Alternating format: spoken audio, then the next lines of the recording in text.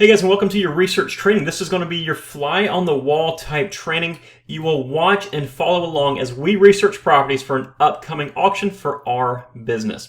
Now understand that you're watching my process. You will eventually develop your own style of research, and that is perfectly fine. The idea behind this training here is to maybe take a few pieces or a lot of pieces of what I do and apply it to your business. You don't have to mimic exactly what I do, but just pay attention to what I do and the process that I use and that kind of thing. Now, I'm going to attempt to narrate the best I can. I will try to speak every single thought that comes into my head as it happens, so you know exactly what I'm thinking. Now, you have to understand that usually when I research properties, it's a silent room. I'm very focused, and I very, very rarely talk to myself as I'm researching properties. So just understand that. But again, I'm going to narrate the best I can every single thought that comes into my head. It's also important to understand that researching this list is just the initial step in researching these properties. This is going to tell us, should we devote more time to this piece of property or should we not devote more time to this piece of property? Should we skip this property? And now I'm also going to point out any additional research that will be required as often as I can. You also have to understand something like maximum bid amounts and prices is not going to be determined in this training module. This training module, I'm taking the list, figuring out which properties we would invest more time in. We will get ballpark prices and that kind of stuff just to figure out, we're going to take that ballpark price and compare it to the opening bid to figure out if we need to pursue it further, if we should skip it. And you'll kind of see this as we go along. Now, in addition to taking note of my style of research, it's also important to understand the efficiency that I operate with. The first, probably 5 or 10 properties, it's going to seem like we're going pretty slow. And the reason we're doing that is because I'm explaining everything as we go. And my intentions are to pick up the pace, and you'll be able to see how I operate more and more efficiently. So, we might spend 10 or 15 minutes on the first couple of properties, but guys, I usually operate very, very quickly just to understand that a lot of what we do as researchers is we research these properties efficiently. When you're researching so many tax sale properties, you have to learn how to be efficient. Something else to note is this is an unedited, real-life, real-time recording. You've probably seen lots of my videos, and a lot of those are, they're going to be edited at some point, right? I mean, I might take an out, I might stutter and try to correct it, that kind of stuff. I'll pay really close attention to how I speak. But when it comes to this type stuff, you're literally listening to me spill out what I'm thinking. So this is going to be unedited, real life. You might hear, some pauses. You might hear me take a deep breath. You might hear me sip some water. All these things happen, right? You might hear sometimes where I'm just confused because I'm trying to figure out what's going on property. But I'm leaving this in there so you know exactly what's going on in my mind. Now, here are a few suggestions when it comes to researching properties. You need to focus on what you're doing. Eliminate all distractions. When you research properties, it is not the time to multitask.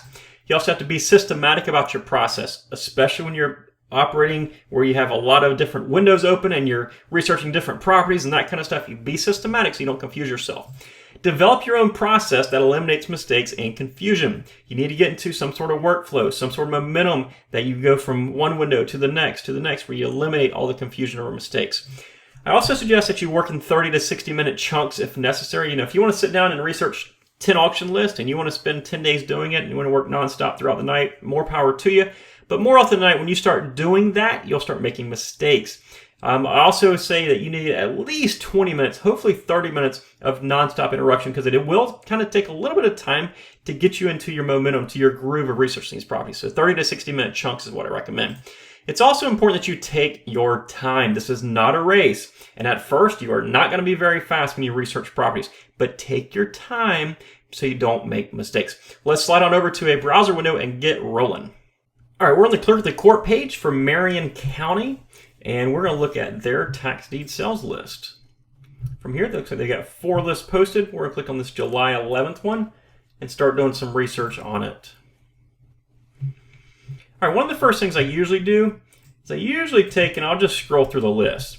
And the reason I do that is I kind of just look at these legal descriptions because you'll see that, obviously we have lot and block type legal descriptions, and we have meets and bounds legal descriptions, different kind of legal descriptions. And of course, there's a workshop on that, tells you all about that kind of stuff. But what I look for is just these subdivisions, like Ocala Estates, for instance, or Lakeview Village. These are different subdivision names. So if there's one particular subdivision that I don't want to invest in, for example, Rolling Green Acres, I'm not even sure what this is, but let's say Rolling Green Acres, I know that properties never sell there, or they're cheap, or whatever.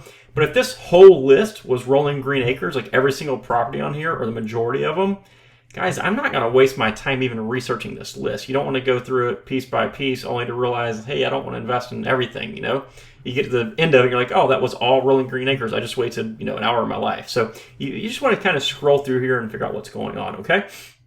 Something else, I've got my auction list research spreadsheet open up in the background. It's July 11th is the auction. Always put the name of the county here. July 11th is the auction date. And there we go. And then we can start researching through here, and I'll explain this some more as we go through it. It's also important for you guys to understand we're gonna have a lot of browser windows open. What I do is I actually have two different monitors, so I go back and forth between monitors. I can only record one monitor at a time, so you're gonna see some windows move back and forth.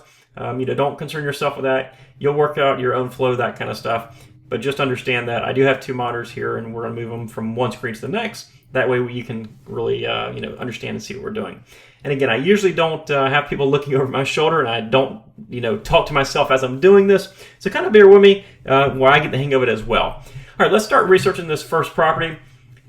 The first thing I usually do is copy this parcel number, and I'll put it in my auction spreadsheet list. We also need the cell number 293177.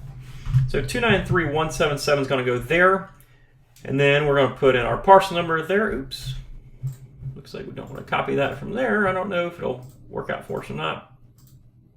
Okay, so that didn't work out for us. Let's do something else because the format is all kind of crazy. So from here, we're going to go to the property appraiser's website in this particular county. And usually I start all my research off at the property appraiser's website. So from here, we're going to right click. And what you'll see is when it inputted this, it added a few spaces for us. So we'll search that. Sometimes it'll match up. Sometimes we might have to modify a little bit. But what you can do is maybe perhaps now we can copy this parcel number into our list here. Boom. Okay, it makes it blue and actually puts a link there. And if you click that link will redirect you to the property appraiser's website. So it kind of works out better this way, right? So first thing I do is we've got this link right here. This is the parcel number, of course. We go back to this web page, the list. A lot of times what I'll do is I'll just highlight it just so I know exactly which one I'm on, because it's especially when you get down here, you're like, are you on this one or this one or this one? You don't know, right? Those are in the same subdivision, so it can be very confusing. So what I do is I'll highlight it just to kind of keep my place. Another thing we do is name in which assessed is Jennifer Anthony. So take a look at that. Jennifer Anthony, parcel number. So we have the parcel number, Jennifer Anthony. So we know that this is the right property. The property matches up, right? So we can click on this. This is the parcel number. This opens the property appraiser's report. If you want to verify it further, you can look at the legal description right here and go back and compare it to the legal description right here, and that'll all match up too. So now we have 3 windows open. So a few things. What do I look at from here? Obviously, once I match the property up, I kind of look at this to get my bearings, to kind of really figure out what the heck is this piece of property, right? So working down from the top right on this website, now every website's going to be a little bit different, but a lot of them will have the same information. Top right, acres, 2.27 acres. We can go ahead and actually put that back into our tax list, so 2.27 acres. From here, it says building, $0. So that means that 2015, 16, 17, there was no value placed on a building there.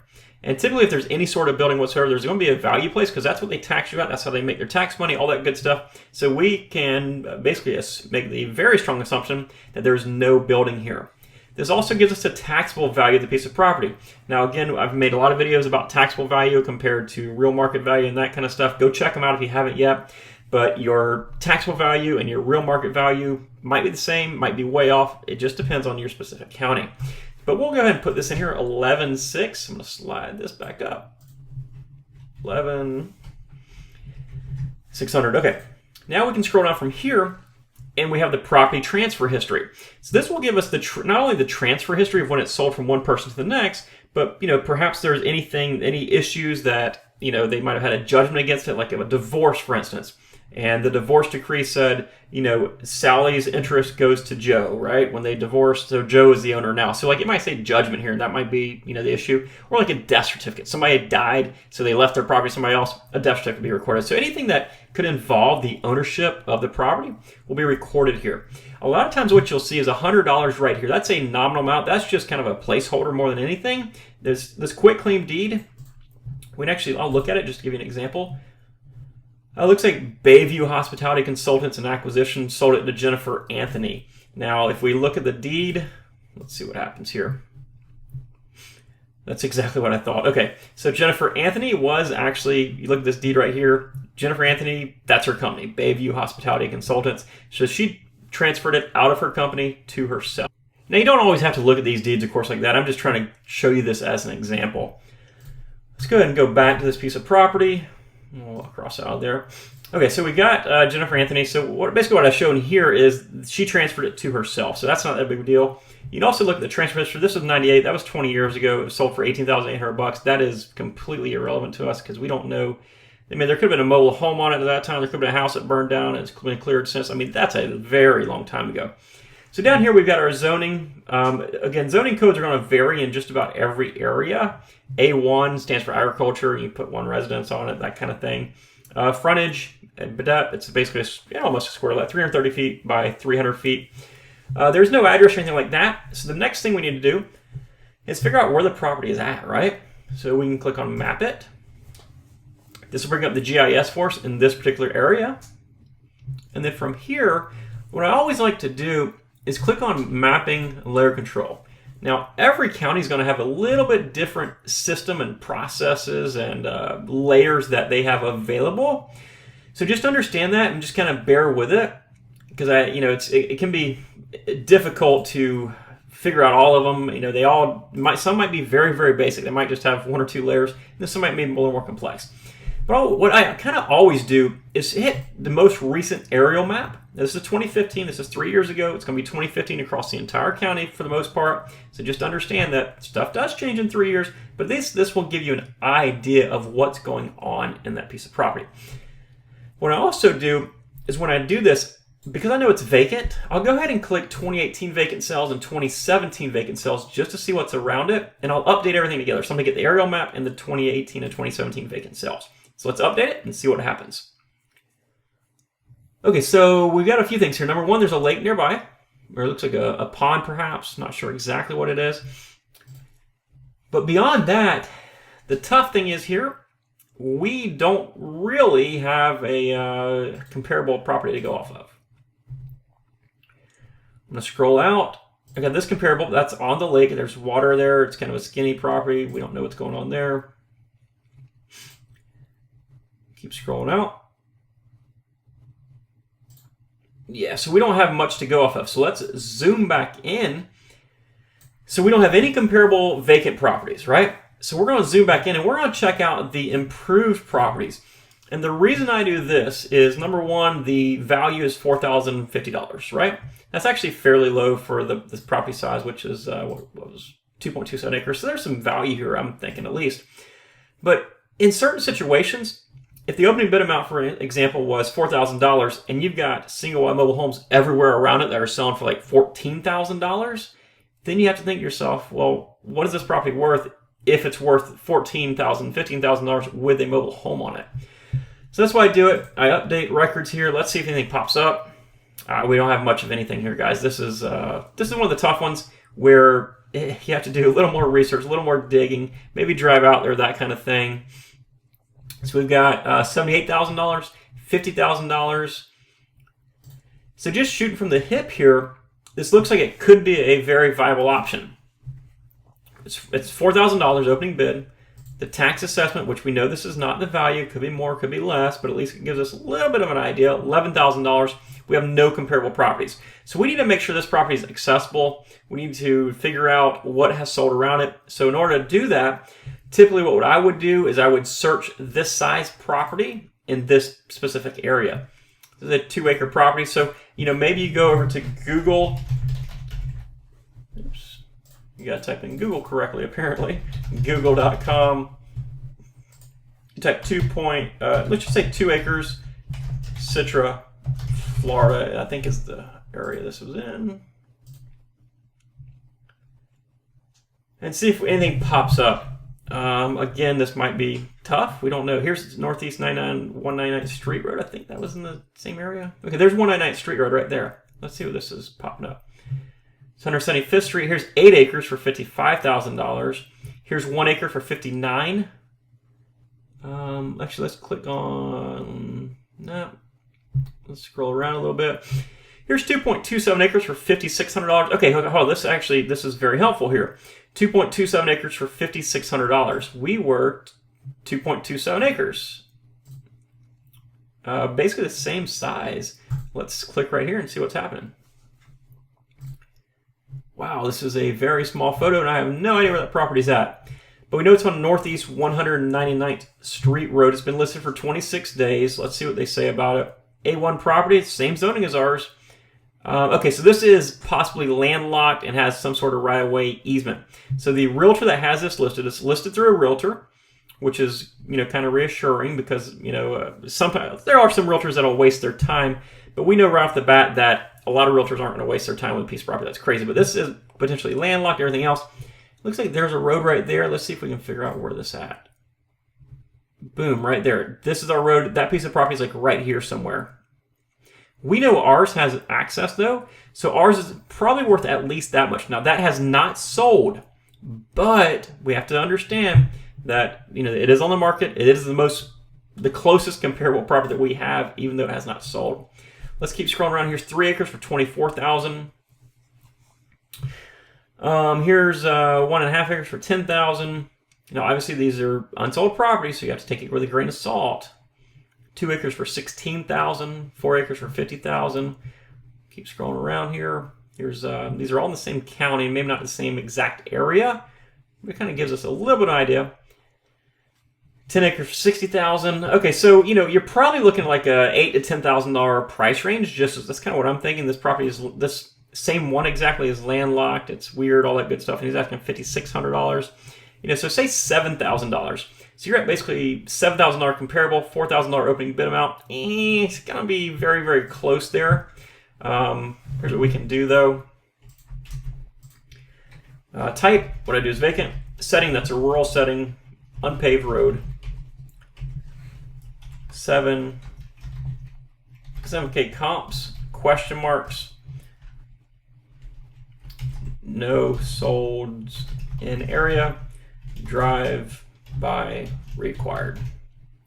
Okay, so what we'll do is this is a piece of property that we would probably drive by if we can get it for a bid amount at 4, sell it for 7. There's some money there. We're not like getting rich or anything off this one piece of property, but if we go out there and we like the property and it works out, it's a beautiful piece of property, there's building around it, if we have a good feeling, that kind of stuff, it might be a piece of property we consider maybe we can double our money on.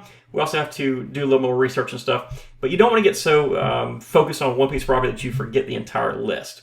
We're 15 minutes into this video and we're researching or into this, one section of research, and I don't want to spend all the time on this one. So this is a piece of property you go out there and check out if you have some time, you do some more research, that kind of stuff. It's not an absolute slam dunk, but you have to understand that not every property is an absolute slam dunk where it's super easy. So the first property is a little bit more difficult for us, guys. But something else you can do, and what we need to do actually, is we need to get the GPS coordinates for this piece of property. So what I like to do is there's a couple of ways to do it. When it's vacant, you don't have an address, so it's a little bit more difficult. But there's a piece of property right here, right across the street from it, and we can actually use their address. This is like a little hack for us. Right-click it, search it with Google. We know where it's at, so we don't really aren't interested in this piece of property more so than just using that address. So we can scroll down on this piece of property and see if we can get an aerial view.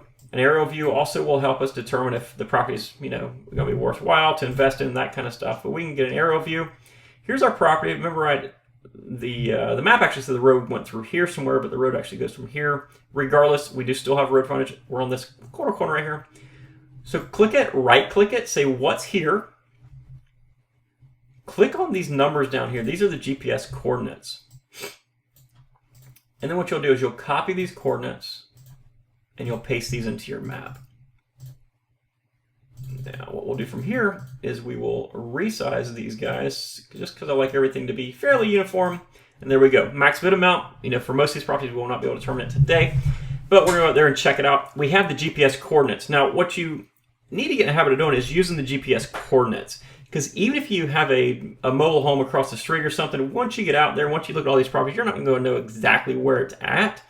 So just understand that it's important sometimes to use the GPS, just about all the time it's important to use the GPS coordinates so you know exactly where it is. Even if you're at a residence, if you're looking at 123 Northeast 9th Road, there's a chance that those numbers aren't actually on that mailbox. They aren't on the house. You don't know exactly where that is. So you might want to make it in your notes, say 123 9th Road, but also use the GPS coordinates and log those into your phone or log those into your GPS when you do a site visit. And obviously, you don't have to do a site visit yourself. You can also hire a scout, and there's ways around, ways to work with a scout. And, I've discussed this before, but if I'm hiring a scout to go look at this property, I'm going to tell him, hey, take a picture of this house down here. Take a picture of this house. If you can get a picture of the lake, let me know about that. How's this road? How's that look? How's this road on this side? Is there a chance that you can, drive around to the back of the property? This property is actually nothing behind it, but, could you drive to the back and look through there, see if you see anything weird? Let me know about. That's the kind of stuff you're looking at. Probably want a picture of this. Probably want a picture of, zoom out, get a picture of this main road right here, that kind of thing. And of course, with the Google, you can also do 3D images. We can scroll down.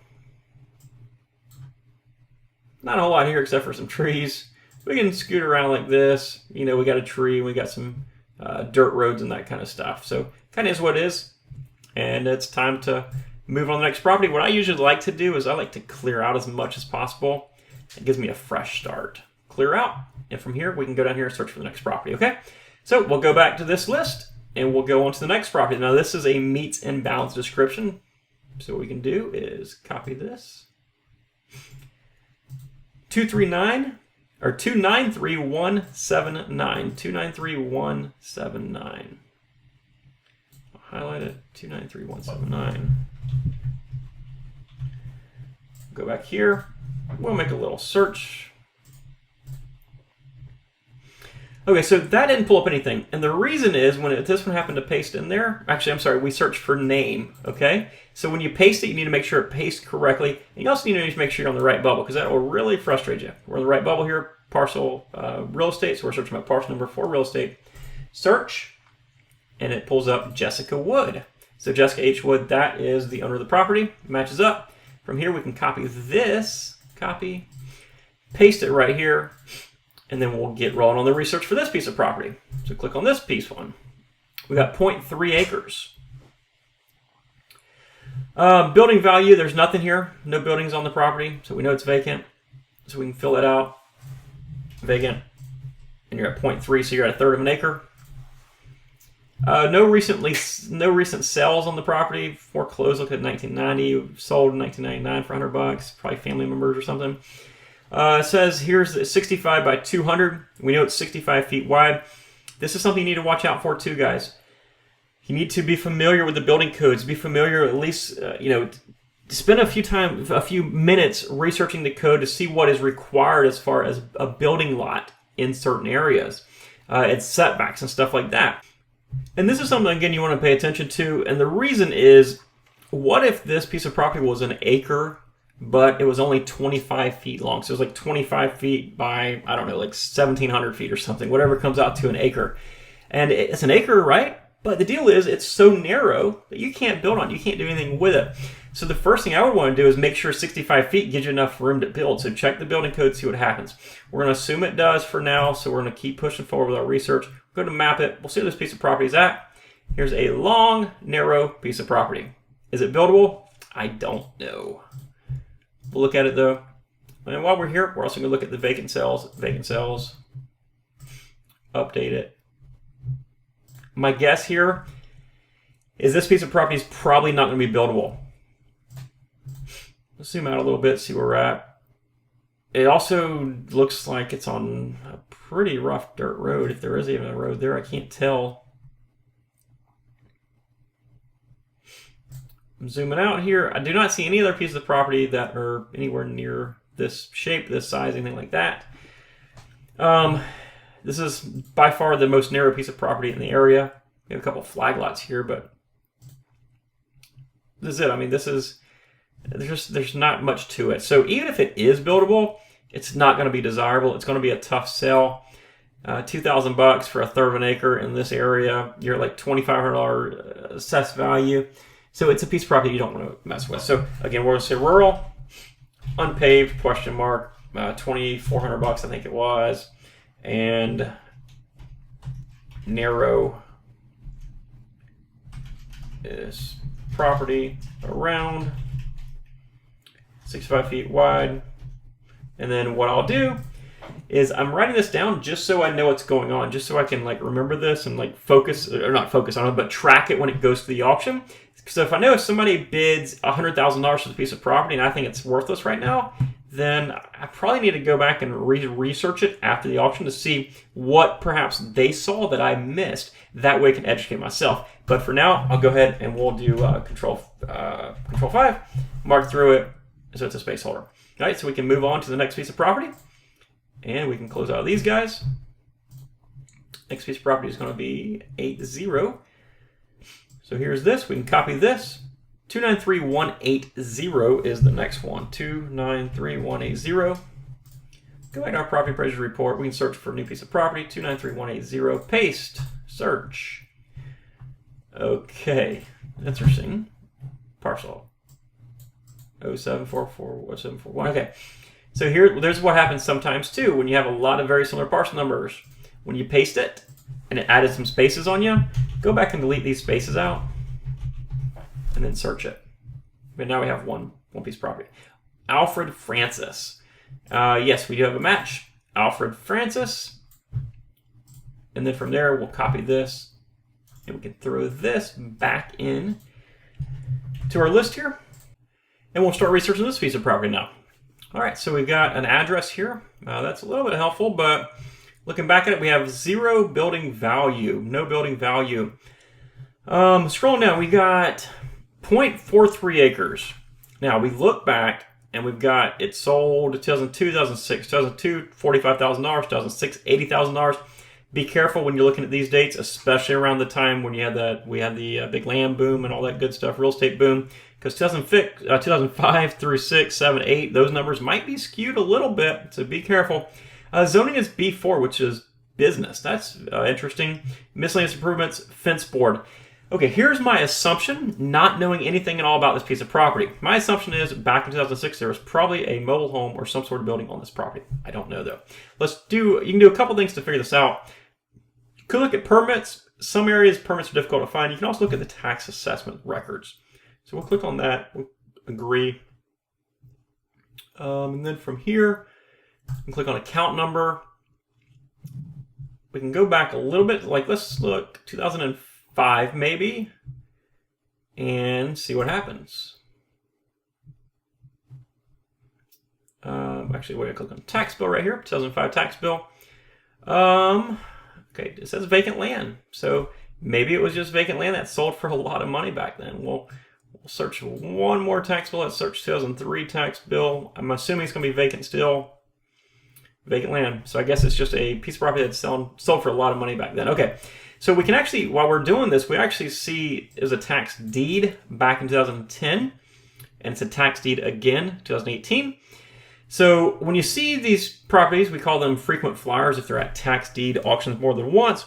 You have to think to yourself, why are they at auction more than once? There's a good chance that there's a very solid reason that the property is not worth a whole lot of money, can't be sold, or somebody paid too much, that kind of thing. So be careful when you see this. You kind of scrutinize it a little bit more. So we can cross out of this, go back to the property, and we can figure out what's going on here by clicking Map It. All right, so we got this piece of property here.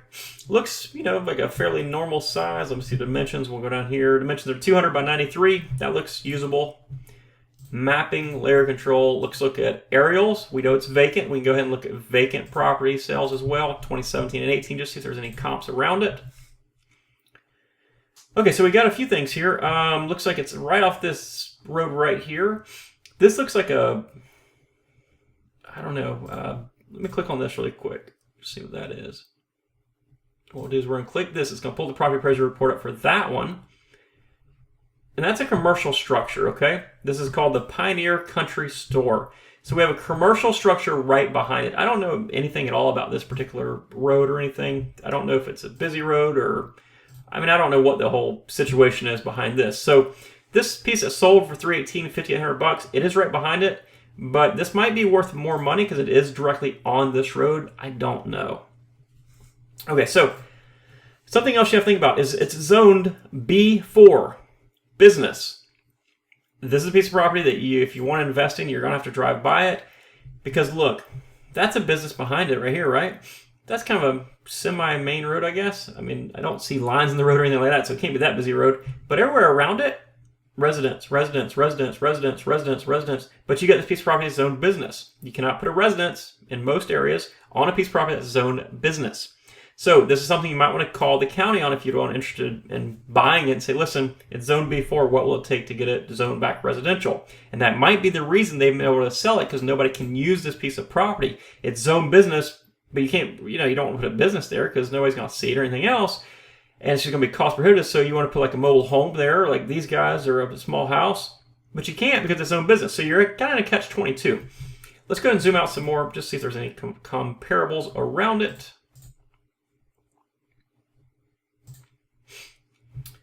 So we don't have too many comparables around it. Again, it looks like a situation that we've had before. Yeah, there's no comparables. Let's go back to our layer controls. Let's go back one more year. Actually, let's do 2016 and 2015. Just see what property you're selling for. Gosh, I've got nothing. So that tells us a few things. Number one, it tells us that properties are not selling there, right? Number two, it also tells us that there's a potential that there is zero value in those properties there, or they're not selling, there's no demand, nobody wants them, or that people love them so much that they do want them, they're holding on to them, that kind of thing. So nothing sold there in the past 3 years. So our closest comparable is this property behind it, $5,800. It's going to be really tough to figure out what's going on with this piece of property. So this is one of those properties that you want to drive by if you are interested in it. Vacant. 0.43 acres. Oops. Go back up. 0.43. It's still fairly rural. We're going to zoom out some more. We're going to determine that, I think, in a minute. It's an unpaved road, I believe. We'll double check that as well. $4,100. Now, here's what we can do. So that is, so remember last time we used a hack, we got like this guy's address or the neighbor across the street. Another hack you can do is go back to Google. Go.com/maps is the shortcut. Oops, you gotta spell it right, which is MAPS. Okay. So we go back to maps. Now we know that we can search an address too. We don't have the address, but we can search the let's see. Actually, I'm sorry, we do have the address. So I'll save that trick for a little bit later. So we'll search that address, paste it, Citra, Florida. Now, sometimes addresses are just off. They are wrong, incorrect, whatever you want to call them. But this one we know is right on because it matches our GIS. So if you get an address, you have to verify that it matches your GIS right here, okay? Let's go to satellite, figure out what's going on with this guy. Okay, so I'm mistaken. So the property, this is a vacant road. We've got a, looks like a cut through maybe? So I did not see this on this map. Oh yes, we've got a cut through right through the center of our property right here. That is the property, let's see. Zoom out a touch just to see exactly where we're at.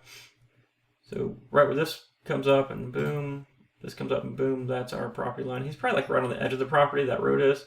But regardless, that's a road on our property, and that's going to be an issue. 3D, zoom in a touch, and we can actually get a street view. Okay, so that road, according to this street view, okay, so we got two things here. Number one, street view, this is 2008. This is a 2008 view, okay? So in 2008, this is what the property looked like. I'm not sure if that's on our property or that's maybe this building right here behind it, perhaps. Regardless, It's not shown on our property now. We're not being taxed for it, so it's probably not there. There's that cut-through road. Okay, so this is the property. That's actually the property next door. There's the cut-through road running through our property. Doesn't look like it's really used that much. Let's go out here. We're going to use the Google map here, of course. We're going to scroll back this way. Okay, there's the service station. Okay, so this street view is from May 2011. There's some sort of structure on this one, which is this right here, which it looks like it's been taken down since.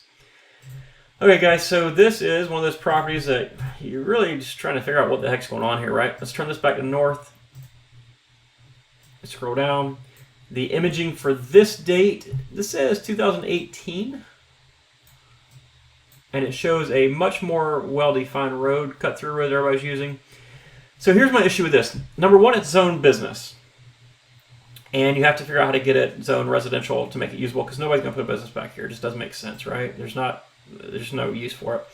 Number two, you got the neighborhood cutting through your property. Probably get up here to the convenience store or something like that. That's an issue too, because you barricade. Do they have an easement? Is it some sort of legality behind that? If there is not an easement, you're the bad guy in the neighborhood. You're going to block this off. They're allowed to throw trash on your property, that kind of stuff. And the deal is, the property it probably is not worth that much money to begin with. The assessed value is $4,100. Opening bid is $2,400. There's just too many unknowns here. This is not something that I would mess with. So what I'm going to do here is cut through road on property, B4 in Resi area, and that's going to be a property that I skip. It's not worth my time, my aggravation, my hassle, or anything like that. So that's a property that I skip. And again, I'm not going to waste my time getting GPS coordinates. Let's move on to the next one. Okay, so what you'll notice here too, we have 7.7 to 7.9 to 8.0. These numbers are not always going to be in sequential order. They might be in some auctions, but in a lot of auctions they won't be, because properties will be redeemed, moved from the auctions, and that kind of thing. So don't always assume they're going to be in sequential order. So pay attention to these numbers here. So we went to 80, and now we're going to 82. Here's another meets and bounds description, and it looks like a subdivision as well. So we'll see. This might be an interesting piece of property. Usually what will happen is when you see something like this, is going to be an odd-shaped piece of property, maybe an out parcel, or the longer legal description, the more oddly it is shaped typically. But it could be mean for an interesting piece of property. So we've got our parcel number here. We know it's 293.182. 293.182. From here we'll clear out all this stuff so we don't confuse ourselves. Go back to our property search. This one, paste. And again, it did not find the correct property, so we'll go ahead and take all these spaces out. Thought we could do it to cheat a little bit, but we can't. Scott Ainsworth is the name. Scott Ainsworth is the name here. It's a match. Let's go ahead and figure out what is on this piece of property. Okay, so cool. First thing first, we've got 0.36 acres. That's nice. And right here we got a building. 2015, 16, and 17. The property appraiser drove by the property, said there's a building on that property. So does that mean there's a building on that property as of 2018? We don't know. We're not sure. We're going to assume that there is. We're going to assume that this information has not changed. The building's only valued at $8,800. That tells us right now it's not a very expensive building, right? So 0.36 acres, we can go ahead and put that there. We want to go ahead and put our parcel number there as well. Go back here. I'm going to copy this parcel number from here. That way it all links up nice and easy for us. So we're kind of working through this list, right? All right, scroll down. There's our legal description, long one, it matches. Now, what do we have here? Okay, let's first off, we got a few different lots. R4 residential, that's cool. So there's two buildings. RES usually stands for residence of some sort. If it's like a mobile home, it'd say MH. UDG is like an unfinished garage of some sort. They're your dimensions on the property. That's cool too. So we have a few things right here. It says poor. When a property appraiser says your property is in poor condition, it's probably going to be in poor condition. Like, there's no way around that. Built in 1967, 1,314 square feet. So what you can do too is the type RES. So we know that this residence was 1,314 feet. UDG, I don't know what the D stands for, truthfully. I believe it stands for unfinished garage of some sort. 400 feet. This matches this low dimension. This thing, 400 feet, 20 by 20. Then a DCK, which is a deck, is 72 feet. So that's all the stuff that they're being taxed on. We'll talk about that here in a second. We have well, septic tank. That's cool. Interior estimated. That means that he did not knock on the door and ask any details about the interior. Deeds have errors in the description. Our description is based on the unrecorded plat and surrounding parcels. There's some deed issues perhaps with this piece of property. We don't know. 2007, it sold for $17,000. That was a big land boom back then. That's probably going to be higher than what it's worth right now, guys. Taxable value is 14. So there's a residence, and it's valued at 14. So resi. We don't know if it's rural or not, but we're going to go 14,000. So what we do from here, we got an address. We've got a plat map. So we're going to do a couple things. We're going to highlight, right click, search for Google to see what pops up for us. We're also going to click on Map It to get that rolling. So a few things you can do here. You have the address. This is typed in here.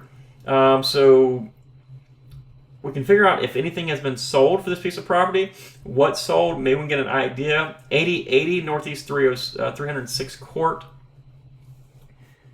So a few things, when you do this, like this one, you're like, wow, I found a piece of property. Like, no, that's 8024 Northeast 306 Court. It's a similar piece of property, but it's not the piece of property. You have to pay attention to the address here. Just because you Google it doesn't mean it's going to pull up the exact address. So this is 8024. So what we can do here is we can kind of, he's on Northeast, and he's 8080. So my guess is that down here somewhere, first things first, let's go ahead and put a aerial map up. So it looks like a lot of mobile homes in this area, or I'm sorry, a lot of homes in this area. So what we can do is he's 8080. Let's say this one maybe is 80. He's 3952. We can keep clicking around here. 7980. What was the address? 8024.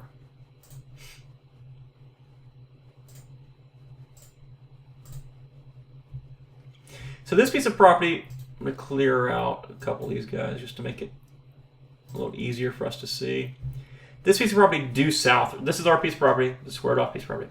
Due south right here. This piece of property is bigger than ours. I don't know anything about the house, but this is it. It's actually listed right now. It looks like Sportsman's Paradise 4-1 with a bunkhouse, paneled inside. Great for a campsite, good hunting, fishing, all that good stuff. It is listed, or it was listed at one time. Let me see if there's any other information around it. Okay, so it was last listed in 2012 for $59. It last sold 2011 for $40,000. So 6-7 years ago, it sold for $40,000 basically. Okay, let's get some pictures of it.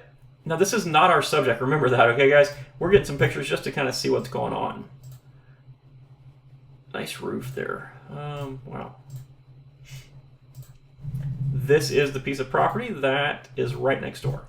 So we have an idea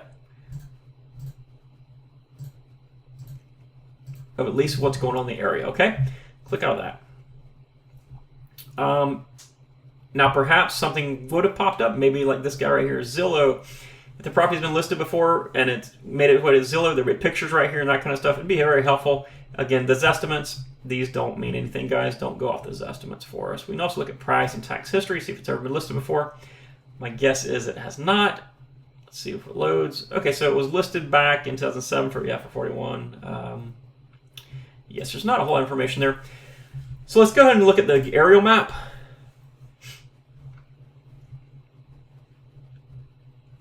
We'll click on the satellite. Zoom in. Always make sure that the address where the little marker is matches this guy.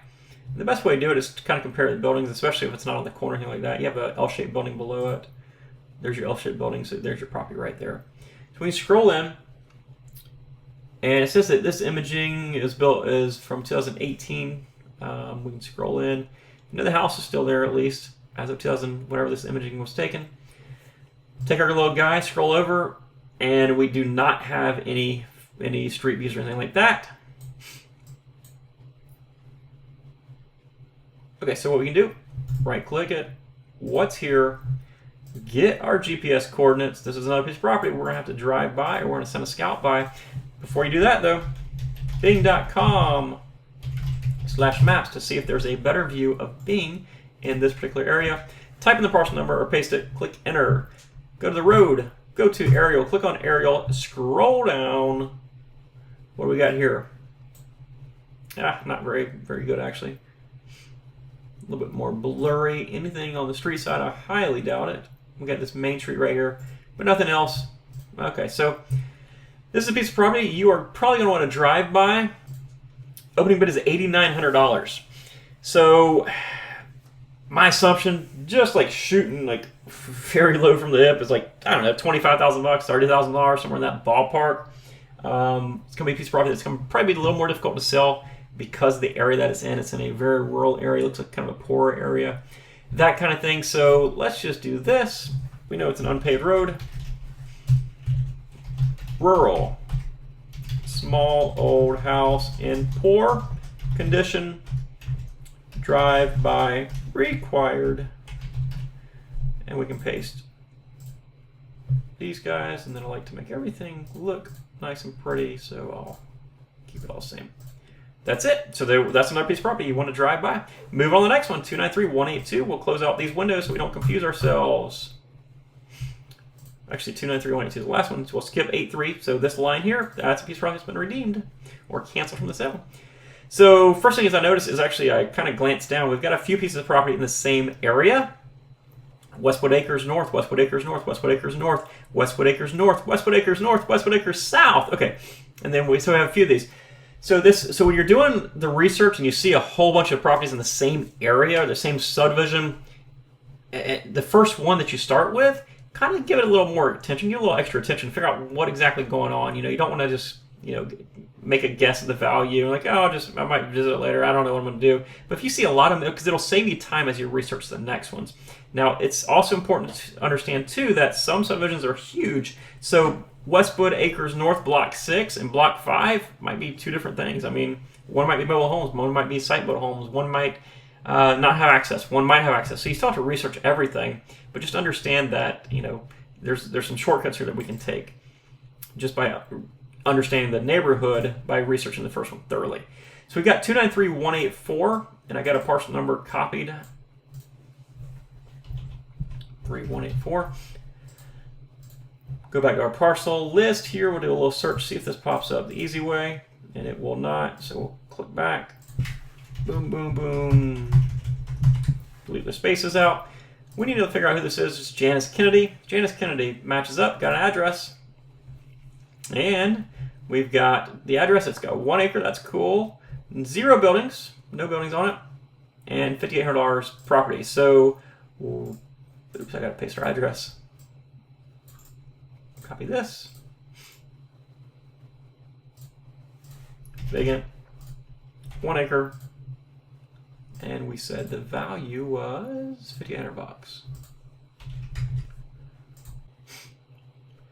All right, so let's look at the GIS on this property now. We'll click on Map It. Layer control, I always like to do that. And we know it's vacant, so we'll do vacant 18, vacant 17 cells. Update the map and see what pops up for us. Okay, so we got a few different, we got one across the street. That's an odd-shaped piece of property. We can look at the road till it's dirt or unpaved. It does back up to this large piece of property, which is cool. Let's see if there's anything else that is sold around there. Okay, so this piece of property, 2017, sold for $15,800. This one sold for $7,600. This one sold for $5,000. Let me keep zooming out some more here so we can figure out what's going on. It's important to understand, too, that sometimes, even though a piece of property is listed as, like, in quote, vacant, it might not truly be vacant. This piece of property here looks like it has a structure of some sort on it. My guess is it's like a pole barn or something. So it's not inhabitable, so they're still listing it as vacant. But just understand this, vacant properties are not all created equal. Okay, so we got properties. $10,000 is sold for February 2018, so 5 months ago, 6 months ago, this sold for 10. 13, a 9, 8,500, 5,000. Okay, so we've got a few different comps here. A lot of these are old comps. I mean, that's well over a year and a half ago, basically. So it's important to understand that old comps, $5,000. This one here, that's a long time ago, but it's the cheapest one. So it's tough to tough to get an exact figure. It's something you might want to do a little more research on. You might want to search on Google, like Westwood Acres lots for sale, just to see what they're doing right now. Cauliflower, that kind of thing. Here's 1.12 acres on Lands of America. No, it's not active. 10.9. We don't know if he sold it or if it just got removed.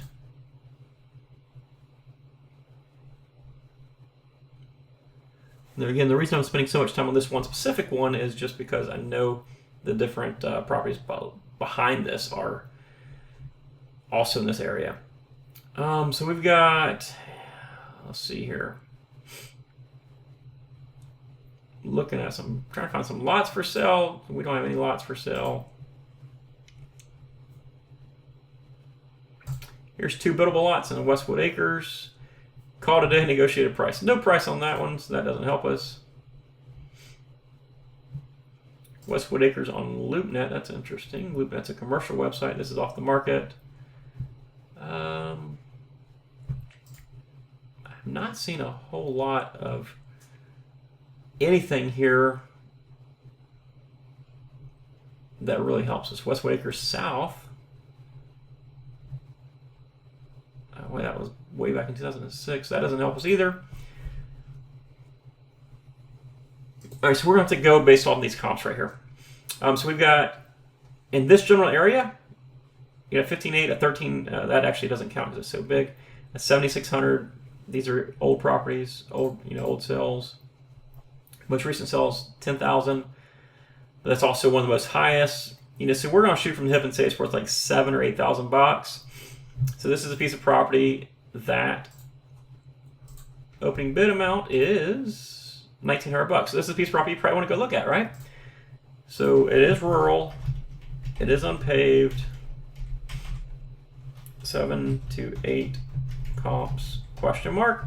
And what I do with like those question marks, like before I do my opening bid, that tells me I really need, once I get out there, unless I just hate the area, but if I want to establish my opening bid, then I'll figure out, I'll spend some more time researching properties. I'll go back through Google a few more times to figure out exactly what's there. But I don't want to spend, a lot of time doing that, researching my bid amount and, discovering the exact value and or at least the ballpark value to get a bid amount to factor and all that good stuff, or, to have my ratios work right. But the deal is I don't want to do all that until I know the property is like, at least worthwhile. And especially being that there's 4 or 5 properties out there, this is probably going to be a good area that I want to go to anyhow. So we're new drive by required. And again, you can always hire a scout to do this for you. You don't have to do it yourself. So Westwood Acres. Okay, so what I was going to say earlier before, well, actually this one has an address too, I think. Yeah, this one has an address too. Okay, so we can't even do that. So let's do this. We'll just copy the address. Search in Google. Southwest 19th. Now this is saying, the county records are saying there's a 3-bedroom, 2-bath there. I don't have any record of that. Maybe it's one of those things where we can go back and look at the tax bill if we want to.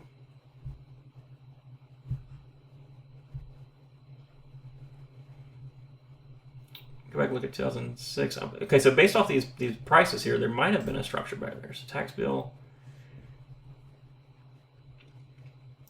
Let's see here. We have the taxes were paid, delinquent taxes due, all that good stuff. So assessed value is $27,000 back then. It does say vacant land, so back then I don't know where they're getting their information on as far as Google is, but we'll see. All right, so we'll click on that. The main reason I actually want to do this is just to get the GPS coordinates. This is pretty cool. It does give us a view.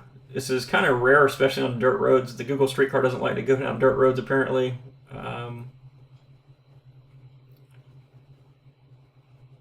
This is really interesting, actually. Let me see. Go back to our map here. So zoom in, because the address again might be off. What I usually do is get something directly across the street. So this is like, okay, you got a building here, you got like a pad here. That's directly across the street. Yeah, right close to the center of the property. Let's turn around. You got a building here, a pad here. This is it. This is the property. This is definitely right. There's a fence on that property. Looks like the neighbor is kind of encroaching. Yeah, Yeah, they're definitely encroaching up here.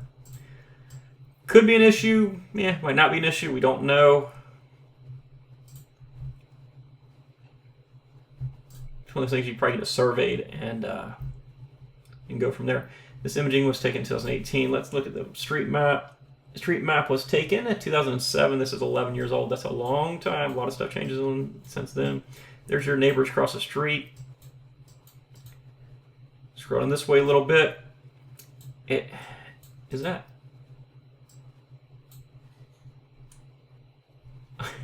I'm on Google Street View, and I think I'm seeing, is that a cow or a dog or a, I have no idea what that is.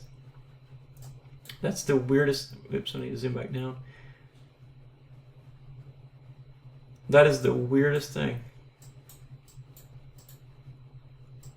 I think that's a cow.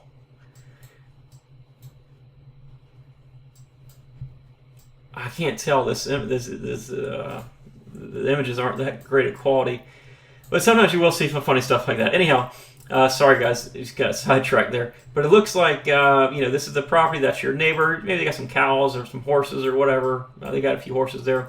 So that's an agricultural area, sand or dirt road. So you have an idea what it is. Again, a lot of things changed in 10, 11, 12 years. So go out there and take a look at it. Drive-by is going to be required. Let's zoom out so we can get our GPS coordinates and move on to the next piece of property. There's the property. We're right around here. Boom. What's here? Click on this. Copy that for us. And my assumption is, because we don't really have that great of comps on all these, and they're all around the same price, which is a decent looking price, my assumption is you're going to have to take a drive out of the area and look at all these properties, and that's perfectly fine because I'd much rather look at 5 properties in one area than, drive to 10 different areas looking at 10 different properties, right? Cross out of these guys. We'll go on to the next one, which is 293-185. We'll copy this parcel number. 293-185.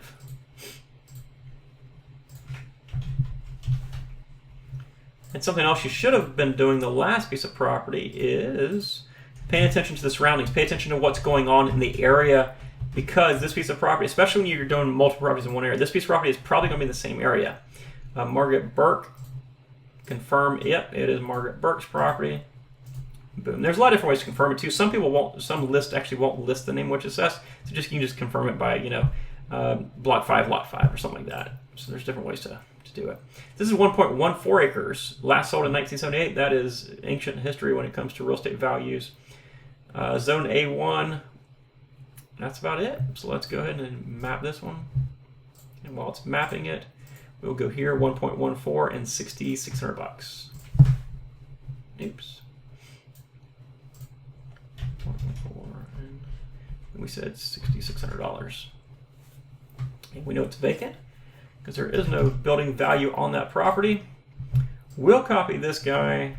We'll paste this here and we will continue. We know it's rural because we know that area, right?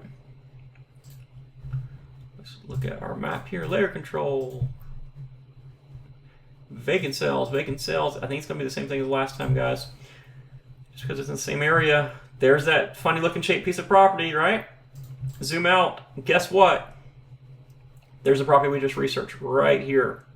Or, let's see, I think the name was Janus Canyon. Yeah, that's it. So we just researched this property. Now we're researching this property. We know a few things. Number one, this is probably a little better piece of property because these neighbors, first of all, you don't have a cow in your driveway, right? But these neighbors, they aren't the cleanest folks. And this doesn't have any neighbors. So maybe and it's a little bit larger piece of property. So you can make the assumption that it's probably worth a little bit more money. Not sure. But we know it's unpaved. And something else we're going to do is we're going to go ahead and now I can show you my little trick. I'm itching to show you guys this. And actually, I've shown you this already if you've watched the Locating Properties webinar, but this is just a quick little deal. So we have Southwest 20th Lane and Southwest 164th Court. What you'll do is Southwest 20th Lane and Southwest 164th Court. This works a good portion of the time, but sometimes it doesn't, so we'll see. And this will give us that cross street right there. And from there, you can figure out where your property's at. The cross street goes boom into this due south. We need to go up one piece of property, and there we are. So boom, this is the price property right here. always click what's there. Click on that guy. So we have our GPS coordinates now. We can lock them in. Click on satellite and shows us this piece of property. And again, there's not a whole lot there, not much around it, not much going on. Paste that there. This, we'll resize it because I like everything uniform. Looks good. Let's go ahead and look at the street view because we know there's street view in the area. Just see if there's anything crazy. It's gonna be probably a bunch of woods. What we got? We got a whole bunch of woods, not much around us, but it could be some valuable property. Again, go out there and look at it. And what I do usually put is, because when I research this list and go out there, I'll become fairly familiar with the properties. I'll remember that kind of stuff. So I'll say something like 7 to 8 comps, but nicer, but little nicer than above. And guys, I'm not like trying to be sophisticated or fancy or anything like that. This is how I do it. I'm not going to say, worth $7,000 to $8,000, but it's worth approximately $1,500 more because of this. Because no, like it's a little bit nicer than the one above. That's kind of what it boils down to, right? Drive-by required. And we'll go on to the next property. All right, next property. We'll close all these guys just to make it easy on us. Is 293,186. Oops, don't want to copy the bid amount. 293,186, and put it into our sheet. 293,186. Property search from here. We know it's going to be in just about the same area. Click it. Let's go ahead and copy this, get out of the way while we're here. Andrea Welker is our name. Andrea Welker, match. Copy that there. Now, one thing I want to point out, actually, let me go ahead and click on this and it'll open up. I can point out this to you, and this doesn't always apply in every county, but at least gives you a little bit of an idea here. So 05, that could very, if it's in a subdivision, that could very well be the block number. The lot number could be this one, and then this 4 digits right here might be your subdivision number. So for example, 2091 might be Westwood Acres North, and then of course block 5 is 005, lot 007. So that's another little quick way you can double check everything. You're skimming this, block 5, lot 7, you see the parcel number 57, everything matches up. So just a little, little trick on how to search for stuff. Okay, so again, this is a 1.14 acres, $6,600. It's very reminiscent of the one above it. It's vacant because there's no building value. 1.14 acres. We know that it's a rural area. It's probably unpaved, but we're going to skip it for now just to make sure. $6,600. And then, boom, let's go ahead and map this guy. This looks awfully close to the last one, I think.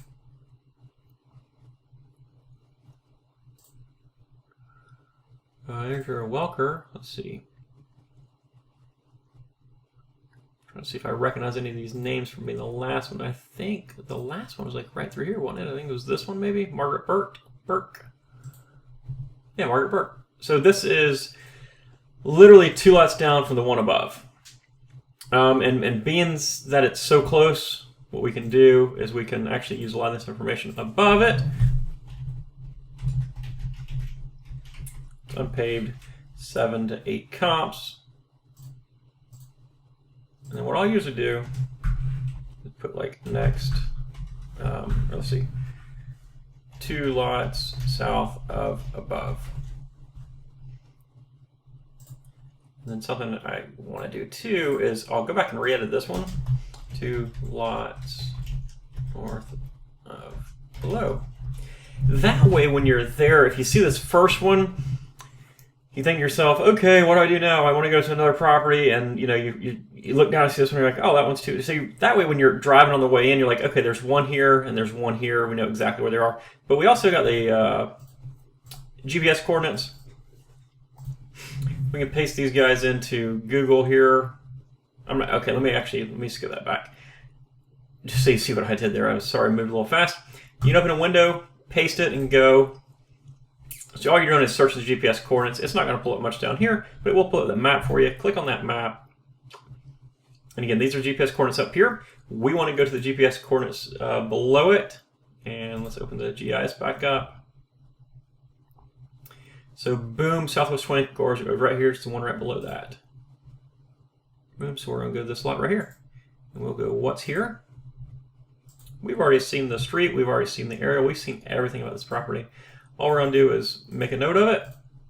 And we'll go back, and when we're researching the one above it, we're also going to research that one and decide if it's investable and all that good stuff. So that one was super duper easy. Close out of these guys.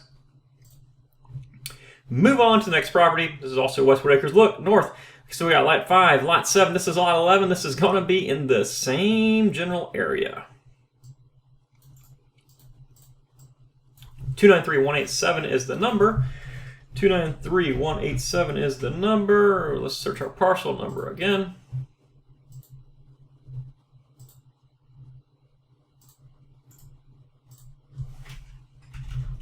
Oops.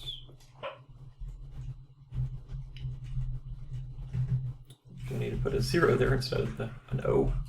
Search.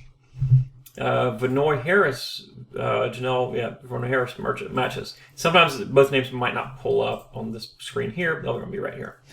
Okay, so we've got 1.018. Oh, last property, we forgot to put the size, but it was also 1.14. Yeah, I guess we did put the size. Okay, so we got a piece of property, and it is 1.01 acres, value $5,900. 1.01, we know it is rural based on our experience in the area. It is also vacant because there's no building value. Look, in 2005 it sold for $25,000. Does that mean it's worth $25,000? Absolutely not. Again, remember those times. That was lots and lots of land boom, prices going crazy back then, and we aren't up to those prices yet. And even if we are, you need to continue to research it because that is 13-year-old information now. Let's go ahead and click on Map It, see where this sucker is at, and get going. So general area, this is our lot right here that we just looked at, Andrea Welker. This is right around the corner. Now there is a piece of property right here, that's a WRA, WRA stands for Water Retention Area. It's like a drainage of some sort, maybe. Let's see if there's any indication that it's there or if it's just a piece of property that is designated for it but unused. Yeah, it looks like it's designated for it but unused perhaps. We'll zoom in. So back to water retention area. This is maybe a ditch, maybe an alley, something like that. That's something you need to look out for. Make sure it's not corroding. And anytime you're near a water retention area or anything like that, like a lake, a pond, you can also click on FEMA flood maps, update map. More likely this property is not in a flood map. It looks like it's a very sandy area out there. They probably don't have any issues at all with flooding. Let's see if it loads for us. If it is in a flood map, just something to take a note, it's definitely not a deal killer, but if it's like a borderline, maybe I should purchase it, maybe I should not, and then it's in a flood zone, then you'll want to skip it. So this is in flood zone X, which is a flood zone not likely to flood in 100 years. So it is essentially not in a flood zone. We'll go update it so we can see it. Now, instead of having to search much else, we've got this set of GPS coordinates, paste, search and go. We can figure out exactly where we're at. Click on it. We know this property is up here. This is our property right here. We can zoom in on this guy a little more. Right click, what's here? Click on this guy. And then we can go and copy this. Paste it right here. Correct it so it's uniform. And then we can also do a satellite view. And it looks like, that's interesting.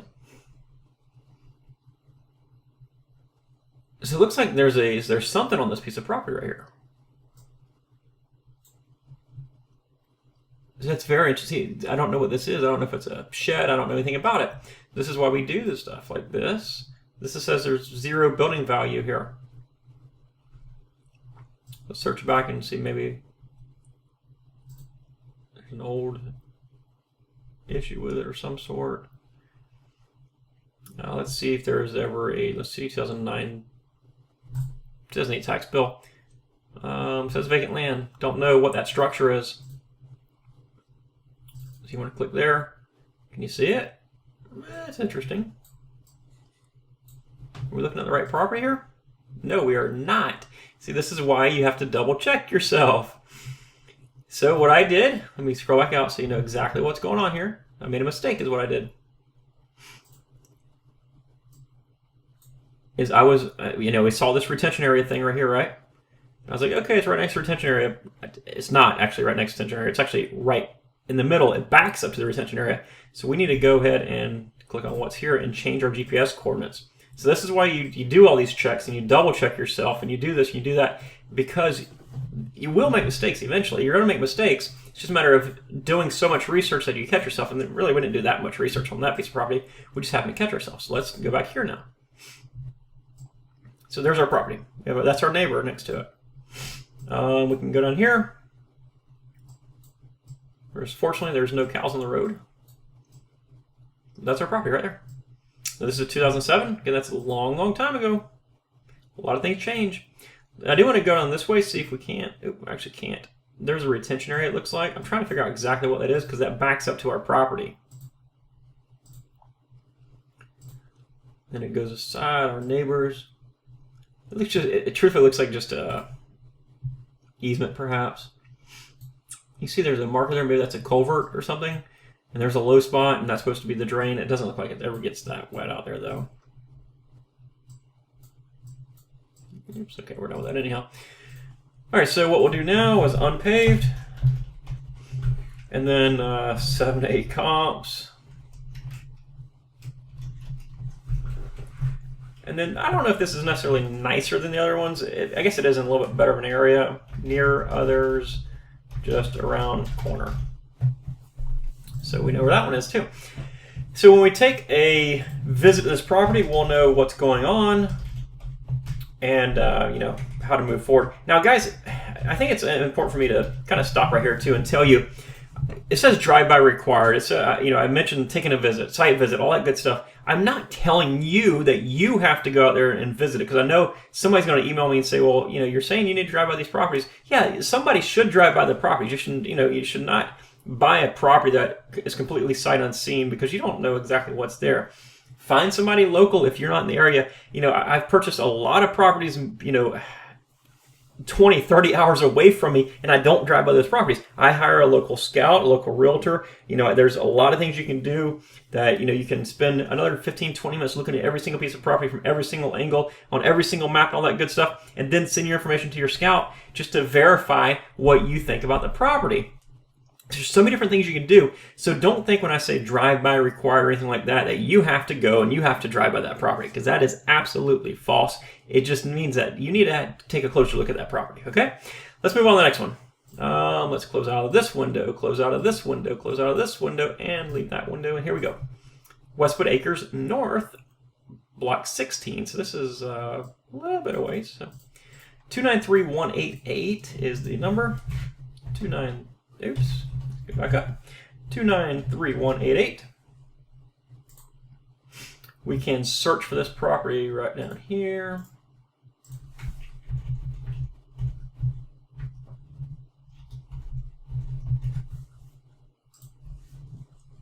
Maria Cristina de Martinez. And that's it right there. Click on it here.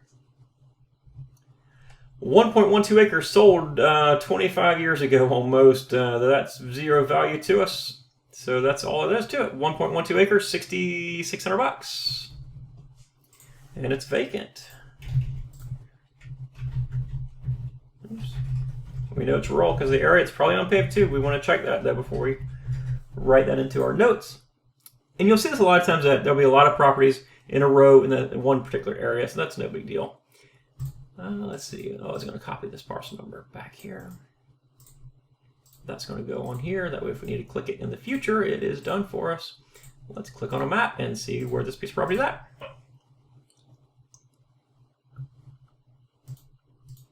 All right, layer control, 2015 aerials. Heck, why not? Let's go ahead and do some vacant sales. It might be in a different area. It's probably in the same general vicinity, and the sales are going to be about the same. Yeah, $7,600. Let's see. Let's zoom out some more.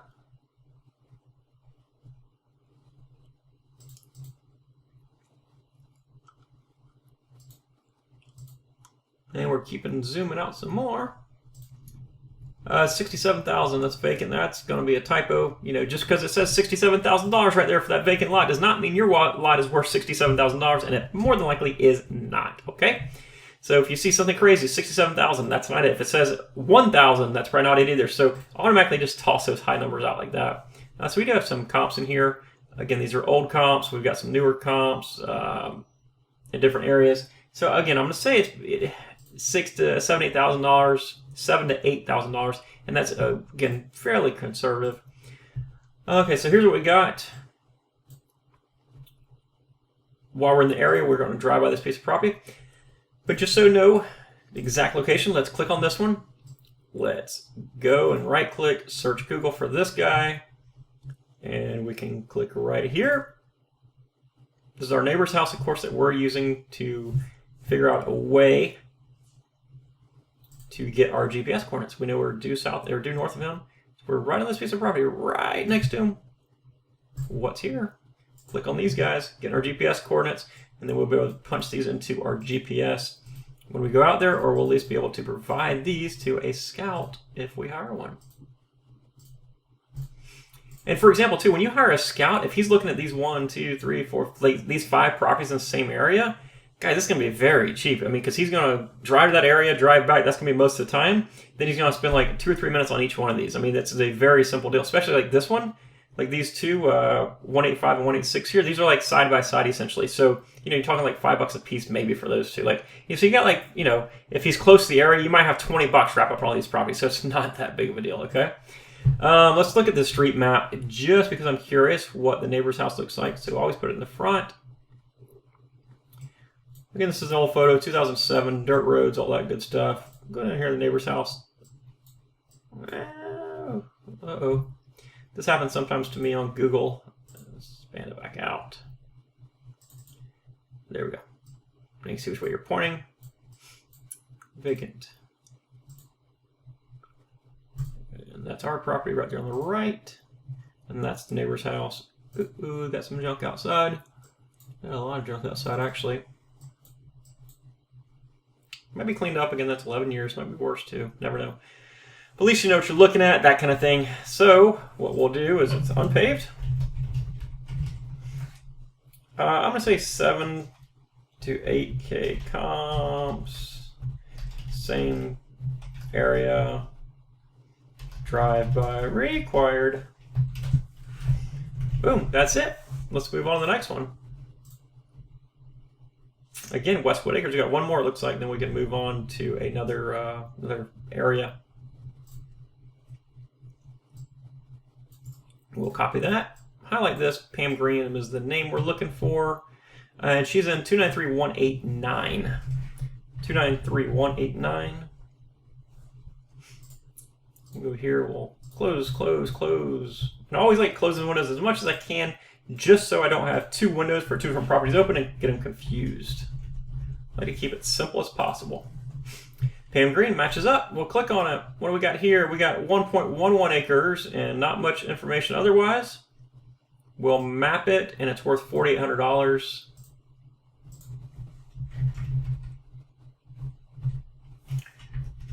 So it tells me that, you know, we have these properties 66, 66, 59, 66, 58. This one's worth $4,800. So the property appraiser says this is worth $1,000 less than the other ones. I'm curious to figure out why, right? We know it's vacant because there's no value for the buildings. We can copy that parcel number, go ahead and plug this guy in. And we know it's rural. I'm also going to assume that it's unpaved, but we're going to wait and see. Okay, so what we got here, we've got... Now, something else to note, this is in south. The other ones were in Westwood Acres north. This is south, okay? Might be, they might abut each other, but they might also be miles apart. You never know. Don't see anything right off the bat that like strikes me as this being a quote rougher area or bad area or anything like that. Vacant lot sales. Let's look at these guys, see what we got. You got 6,000 over here. That's a year ago. There's one for 65,000 again. You're gonna toss that one out. That's actually, we saw that a while back. So we were in this section. Now we're going over here a little bit. Let's zoom around a little bit, see what we got. 6,000 is the last one, 8,800. So again, 7,000 bucks maybe. Yeah, so we're gonna say 6,000, 6 to 7,000 is the, okay, so that's a 7, yeah, we'll do 6 to 7,000 just because it's paved. 6 to 7K comps. South section of above subdivision. Drive by required. Now before we do much else, we do need to look at some more information on this one because it's a little bit different. It's quite a little bit, I mean, it's pretty much the same area, but a little different. So let's look at this house right here, Edgar Montgomery. We'll Google him. Copy, search. Now sometimes you might have to throw, uh-oh, that didn't pull anything up. That's interesting. You might have to throw a city on the back of this or something like that. Now one thing I did see is this property might be listed perhaps. Okay, so it sold for, this property down the street sold for $121. That's actually a fairly well kept double wide. So let's throw the address on this and see if it'll pop up for us into Google Maps. Yeah, there we go. So we click on Maps and then we can scroll down. And now where's our property at in relation to that one? So we're 1, 2 down. Basically, we're 160 First Court goes right there and then due north. That's kind of how I figure out. So if you gotta have landmarks when you're looking at these parcels, so this is parcel right here. So what's here? Click on this guy. Now we got our GPS coordinates that were copied. Go ahead and satellite, and while the satellite's loading, we will paste our GPS coordinates and we'll get them back down to size. This is our piece of property right here. Let's click down here. Street view for 2007, 11 years. Again, a lot of stuff changes, a lot of stuff happens. There are decent roads out there though. They're like a Lime Rock Road. You know, they're dirt, but that is what it is. That's a house that was for sale. Okay, so that's it. Basically, we need to drive by that piece of property too. And the good thing is we got 1, 2, 3, 4, 5 properties, 6 properties, I think. Yeah, 6 properties in one area that we can drive by. You go out there, or you send a scout out there, and you drive all these properties. It's going to take you less than 30 minutes to drive by every single one of these properties because they're all so very similar. And that's it, you know. Have your scout do it, you do it, hire a realtor to do it, a local realtor, that kind of thing. Makes it super, super easy. All right, let's move on to another piece of property. Okay, Ocala Estates. We're in a different subdivision, thank goodness, because I thought we were going to spend all our time in Westwood Acres. Okay, so our number is 293-190. 293-190, we got our parcel number copied. We're going to close out of this guy. Go back to parcel. We're going to search this parcel number, and while it's doing that, we'll look at it, and it is Alicia Green. So it didn't pop up like that. We need to take these spaces out. Do search, Alicia Green. We have an address. Building $0. We have an address there. That's maybe helpful in finding it. Okay, so we see a few things here. Number one, we have a lot of different transfers here. $15,000 in 1990, $12,000 in 2002. Then it was resold for $29,000, and then $200 transferred to bank. That's a nominal figure. $2,000 transferred to the bank. $4,000 warranty deed. There's a lot of crazy stuff going on with this one. R4 is residential. There's a well and a septic on this piece of property. And it says Ocala Estates Mobile Homes, MH, Mobile Home section. That tells me that there's probably a mobile home. If we look on this, look at the permitting date. Add mobile home, 1989. And in 1991, there's an addition.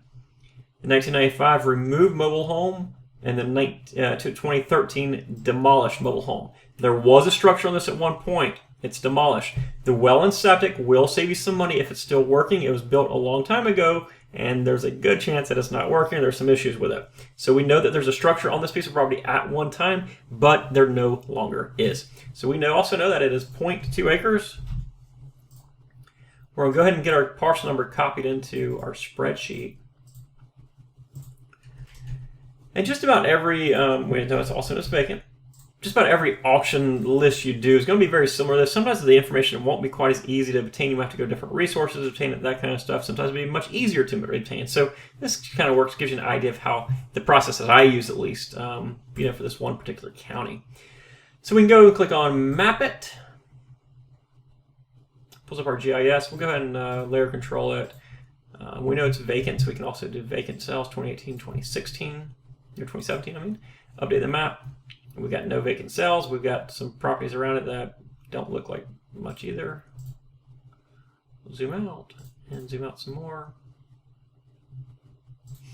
And we'll zoom out some more.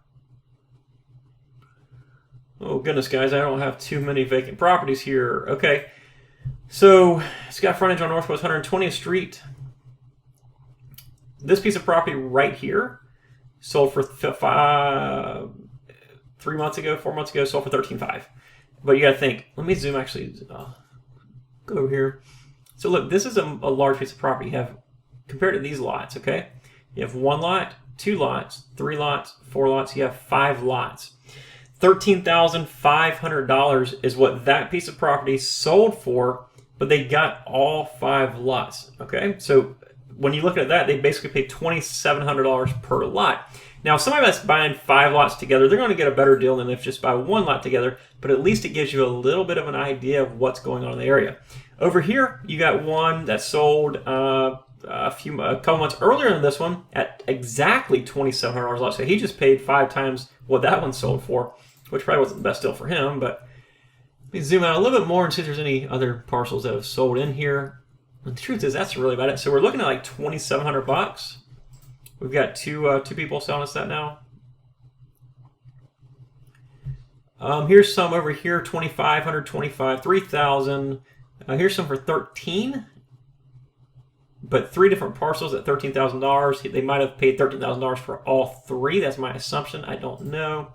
$3,500 systems. Let's say the property's worth. It's got to be worth right at $2,700. I mean, there's no way around it. So $2,700 before we move forward. Look at the bid amount. We're at $1,442. The truth is, I'm not gonna. You can technically double your money, but because there's such little money there, there's such little actual profit there. If you have any expenses whatsoever, if you end up holding the property for a year, you have to pay the taxes. By the time you pay another realtor, if you have a realtor involved, a buyer's agent or something like that involved, you pay them some money, they bring a buyer to you. You pay title insurance, all that good stuff. You're going to be right there, and you're just going to burn through any profit you got. So I'm not even going to give this one the time of day. So I just think that's a little bit rural. It's paved road, I think. And our value is $4,900. But we're going to say comps at $2,700.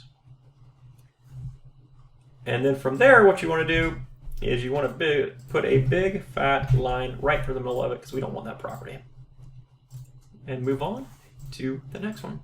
293,131.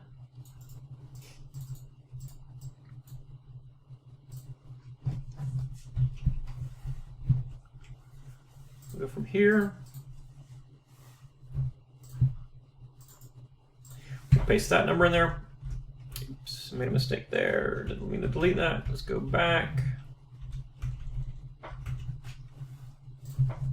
Let's search it. Judy Mills. Oops, match up our name.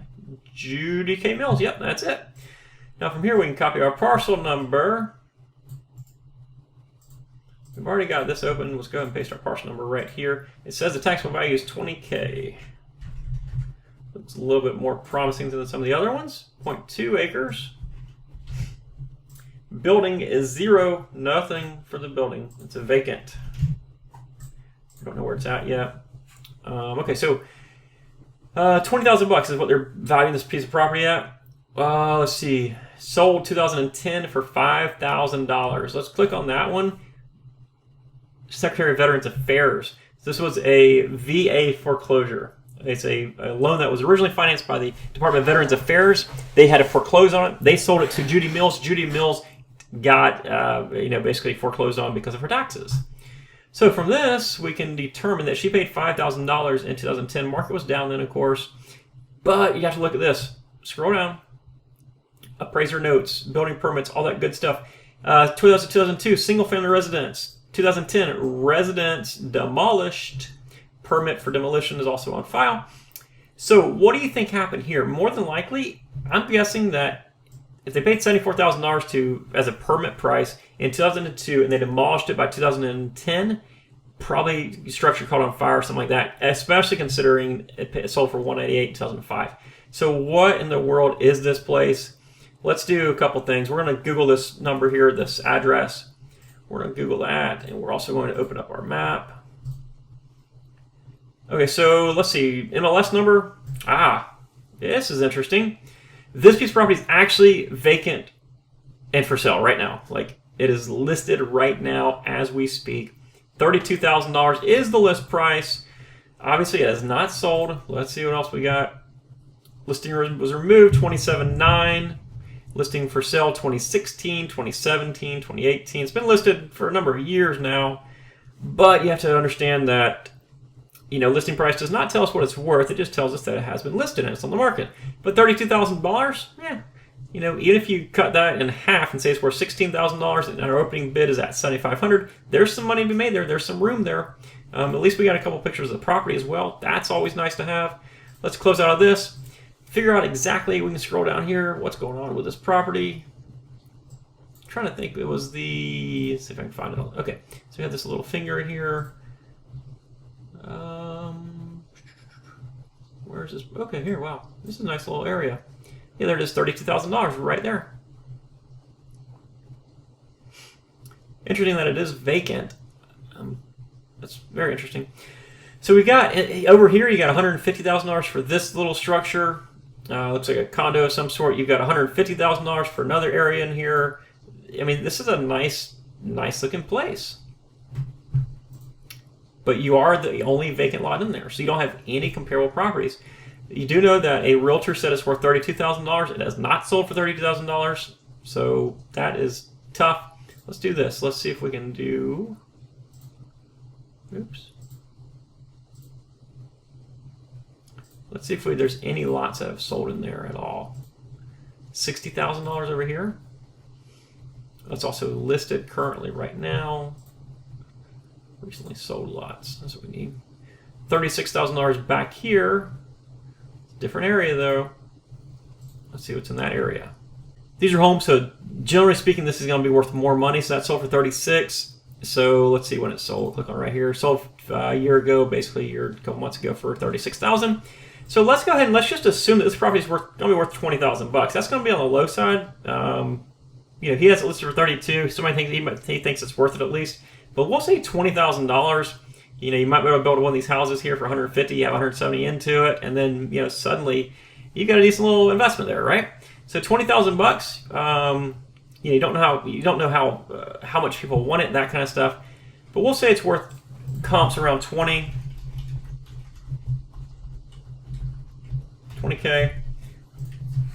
I would say this is city, and we also know it's on a paved road. Only vacant lot in nice townhome type subdivision. And what we want to do too is we might as well go ahead and take a look at it to figure out exactly what's going on, to see if we can determine anything else that we need to know about it. And then click on the photo of the thing, get some street views information on it, and then boom, yeah, like that's, that's actually a home community, just a small home community. It's a nice little lot there. Looks like somebody had a list back there in Drummond Realty. So I wouldn't even say it's a townhome, I would say a nice small home community. Listed at, or actually we'll put actively, or active at 32K.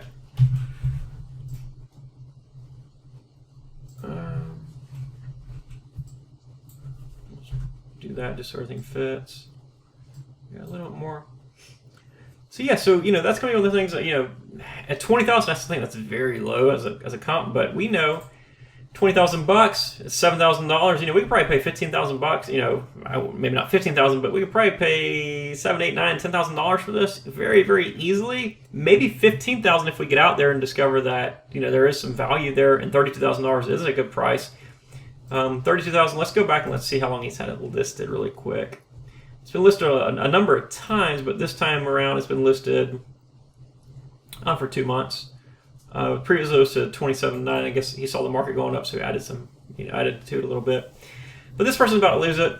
So it might also even be a good idea to call this realtor that has it listed. It's going to be this Joseph Honore.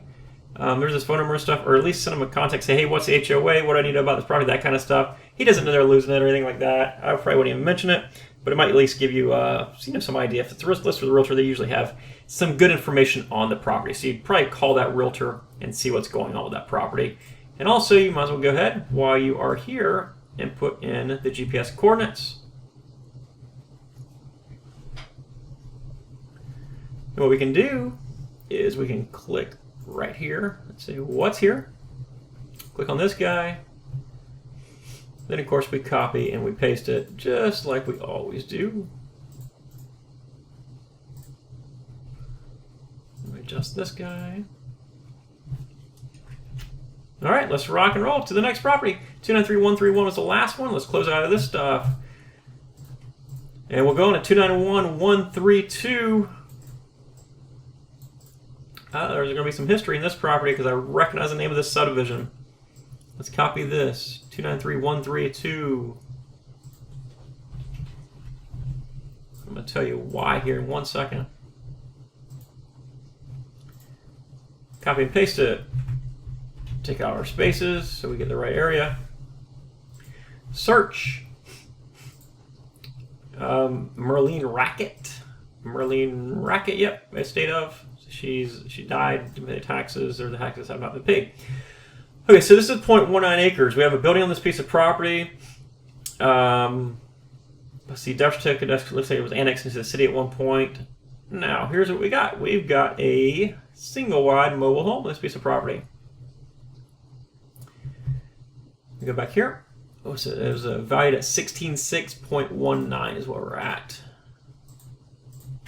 16,600.19 single-wide mobile home.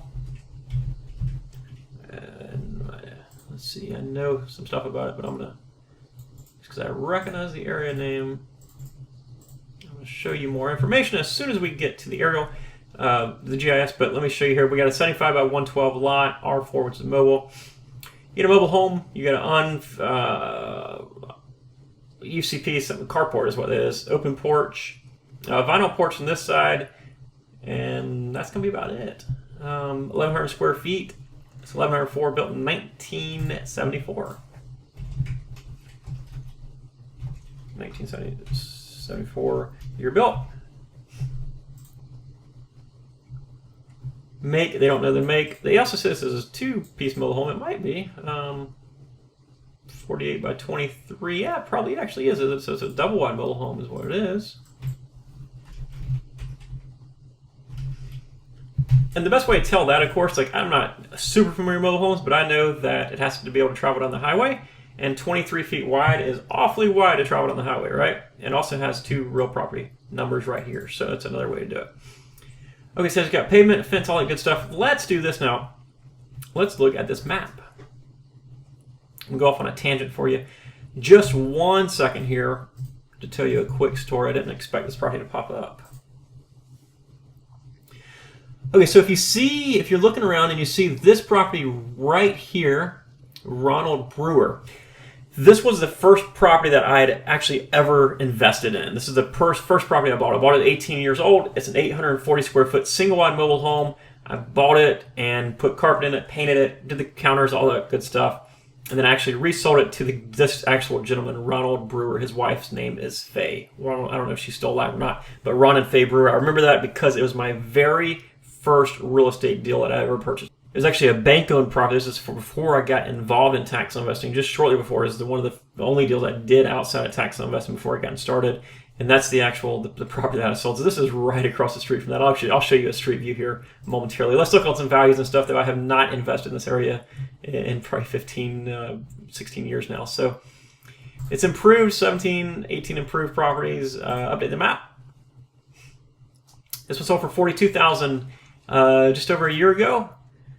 $35,000, $39,000, $33,000, $33,000, $48,000, $39,000. This piece of property with the value of $6,100 is a home run, right? Let's take a look at it though and make sure that it is not anything crazy or anything like that. We've got our address right here, 3850 Southwest 29th Place.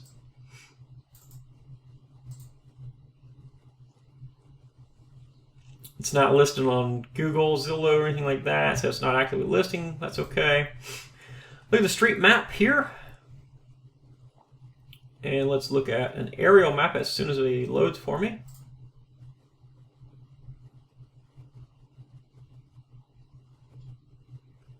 All right, so here's an aerial map, 2018. There's our property right there. It looks like a small mobile home, actually. Let's see if we have a street view. Hopefully there is. Is there not a street view? Ah, man, I was really hoping there'd be a street view for you guys. Let me put you right here on this road right here. You can at least see down there. You have a mobile home type community. That right there, I believe, is the property. Can't tell though exactly. What we're going to do is we're going to search this on Bing too, and maybe they'll have more, a better view or a street view of some sort for us. But I'm not sure. We'll see what happens here. We'll paste that information there, hit enter, and see where it goes. All right. So first, do we have a street side?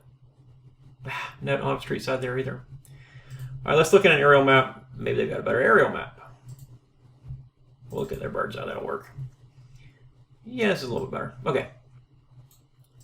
So the property I sold is this property right here. This is the property that we're looking at right here. Street side does not exist. Okay, so we'll press escape. Do want to see the bird's eye though. Go back to the bird's eye. So that's the piece of property that we're looking at right here. Zoom in a little bit more. And there it is.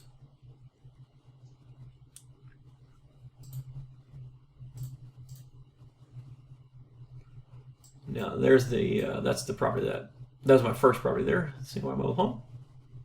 It's actually written about on the back cover of my book, Tax Sale Playbook. I actually made a quick reference to the first investment I made, and that was the specific house right there. I can't believe this property popped up across the street. Actually, I'm really considering purchasing this property, and this is a piece of property I'm going to drive by and take a look at. I mean, this is something that is a home run for sure, though. It's behind the trees right there. Yeah, so it's behind these trees right here, so it's a little difficult to tell exactly what it is. Turn it one more time, see if that helps us. Yeah, behind the trees is that property. Can't really tell too much about it, but we will. That's a definite drive-by. Definite drive-by. At $6,100, that's going to be a slam dunk. Our values, we said, were like 33 to 40. So, I also have to think those properties might be in good condition. You don't know. What you can also do, these are also 2017 too. So the one behind it, actually, let me look at this one behind it that sold a couple months back. What we'll do here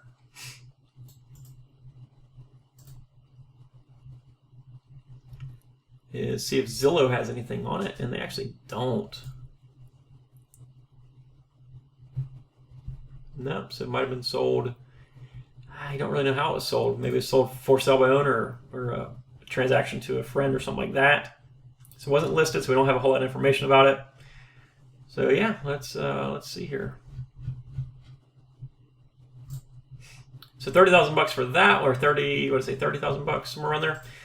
Yeah, 35,000 bucks. So let's say the property's worth 25, maybe 25K, depending on condition, comps around 30. Boom. And what I'll do there too is we will zoom out. Oops, wrong way. Click our compass to make sure we know where we're headed. Here's our property. Right click. What's here? Click on this. Copy. Then we'll paste this into our box here. What you might want to do too on some of the houses, I don't always do this, but it doesn't hurt. Certainly 3850 Southwest 29th Place. Again, GPS coordinates will put you exactly to that spot. Sometimes there might not be numbers there and that kind of stuff, but it does help to be able to cross-reference these two things. And then of course this is paved and in the city. And then if there's one or two that are like home run, like slam dunks, I'll bold them just so I kind of remind myself, like, hey, like this is a really good deal, you know. So there we go. That's it for that piece of property. Kind of nostalgic for me. Let's move on to the next piece of property. Here is this one. It's $13,000 opening bid. 293,193. So 293,193. We'll search this guy. Highlight it just so we know where we're at. Close, close, close, close, close.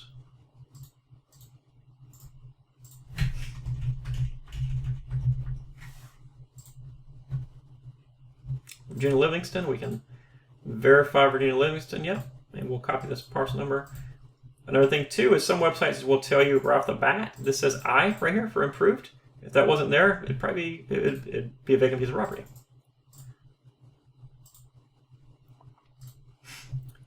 .94 acres and it's valued at $32,000. That's cool. That's reassuring. Don't know anything else about it yet, but okay. There's the building values. It sold 2003, $34,000. There's a judgment for $100 in November. Let me look at that. November 2015. This judgment is not available for review. That means it's a private matter. That means more likely two last names. There's a divorce probably. Scroll down and we can figure out exactly what's going on with this property. This is zone B4. Remember, that's business. COM, that's a commercial structure. So a commercial structure of some sort. Now it's a mobile home, and this says mobile home residence, but they're classifying it as commercial. And then DCK. Built in 1970, 672 square feet. Moved on a lot. 84, added a building, added a mobile home for the office. Don't really know what's going on with there. So let's see what happens once we click on map it. Okay, from here, we map it. It looks like it's on East Highway 40, it says. Let's see. Update this, see what pops up. Okay, so you got a lake here. You got something here, a dirt road here, some houses and stuff. Okay, let's see where we're at here. We got an address, so we might as well go ahead and copy this address. Search in Google. Let's go ahead and go out there and see where we're at.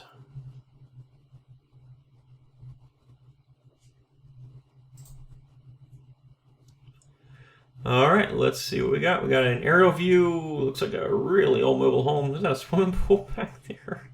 I don't know if that's on the property or not. Let's zoom in a little bit. Let's see what. Okay, that's on a different piece of property. That little round pool or whatever that is. So right here we got the property. Can't really tell too much else about it. Let's click right here. That'll put us on a map. We're facing the wrong way. This is our property in a really, really old mobile home. Yikes. Okay, that's going to be like probably a teardown. This was taken in 2014. That was taken 4 years ago. So what you have to think is 4 years ago, it looked that bad. What's it going to look like now? So you basically buy it for land value. Land value, we don't want to skimp out on research, so let's see what the land value could potentially be. Property next door, so for $8,000. That's on the lake. We're not. It's also residential. We're not. and this is not exactly a happening area because you have vacant commercial properties nearby too. So don't for a second think that just because it's commercial it's worth a lot of money. So let's keep going. And gosh, there's really not a whole lot of property out here that has government services, all forest land.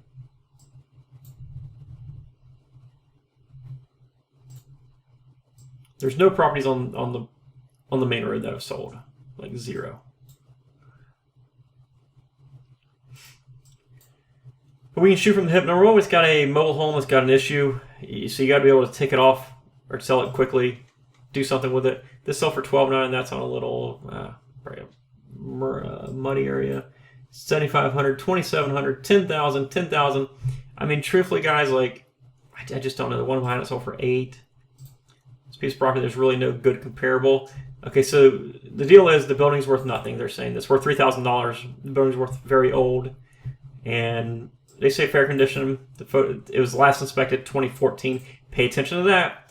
Fair condition 2014 is not fair condition in 2018. I'm going to say it's in poor condition because the photo doesn't lie. The photo is just bad deal. You know, it just looks bad.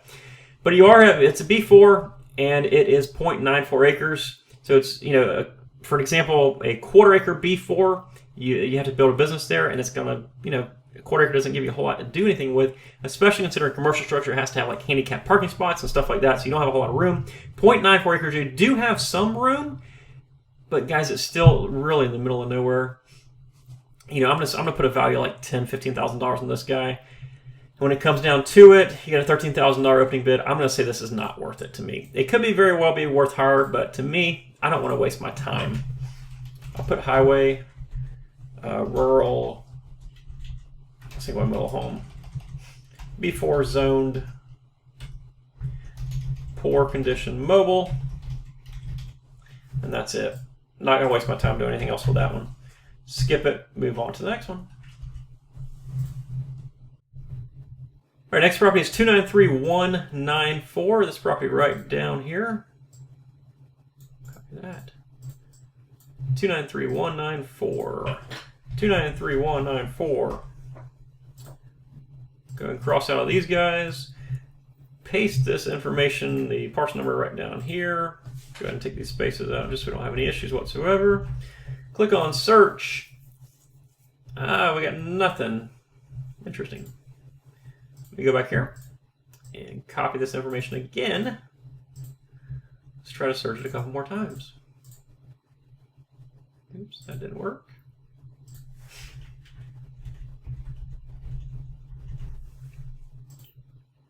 And again, we've got nothing. This is really interesting. So what we'll do here is we'll search by the name assessed, and we'll kind of work backwards. Of course, it has to be something I can't spell. Massapequa.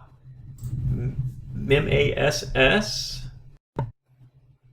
Massapequa, so nothing comes up for that. There's sometimes just parcels just don't come up for whatever reason. So what we have to do is just skip it and move on. There's no sense to worry about it. If we want more information, contact the property appraiser for more info. No info online. If we decide we want more information about it, want to spend the time researching, we'd always call them and see what they say. But for now, we got to move on to the next property. 293195. Go ahead and copy this parcel number. 293195. We will search this parcel number right here.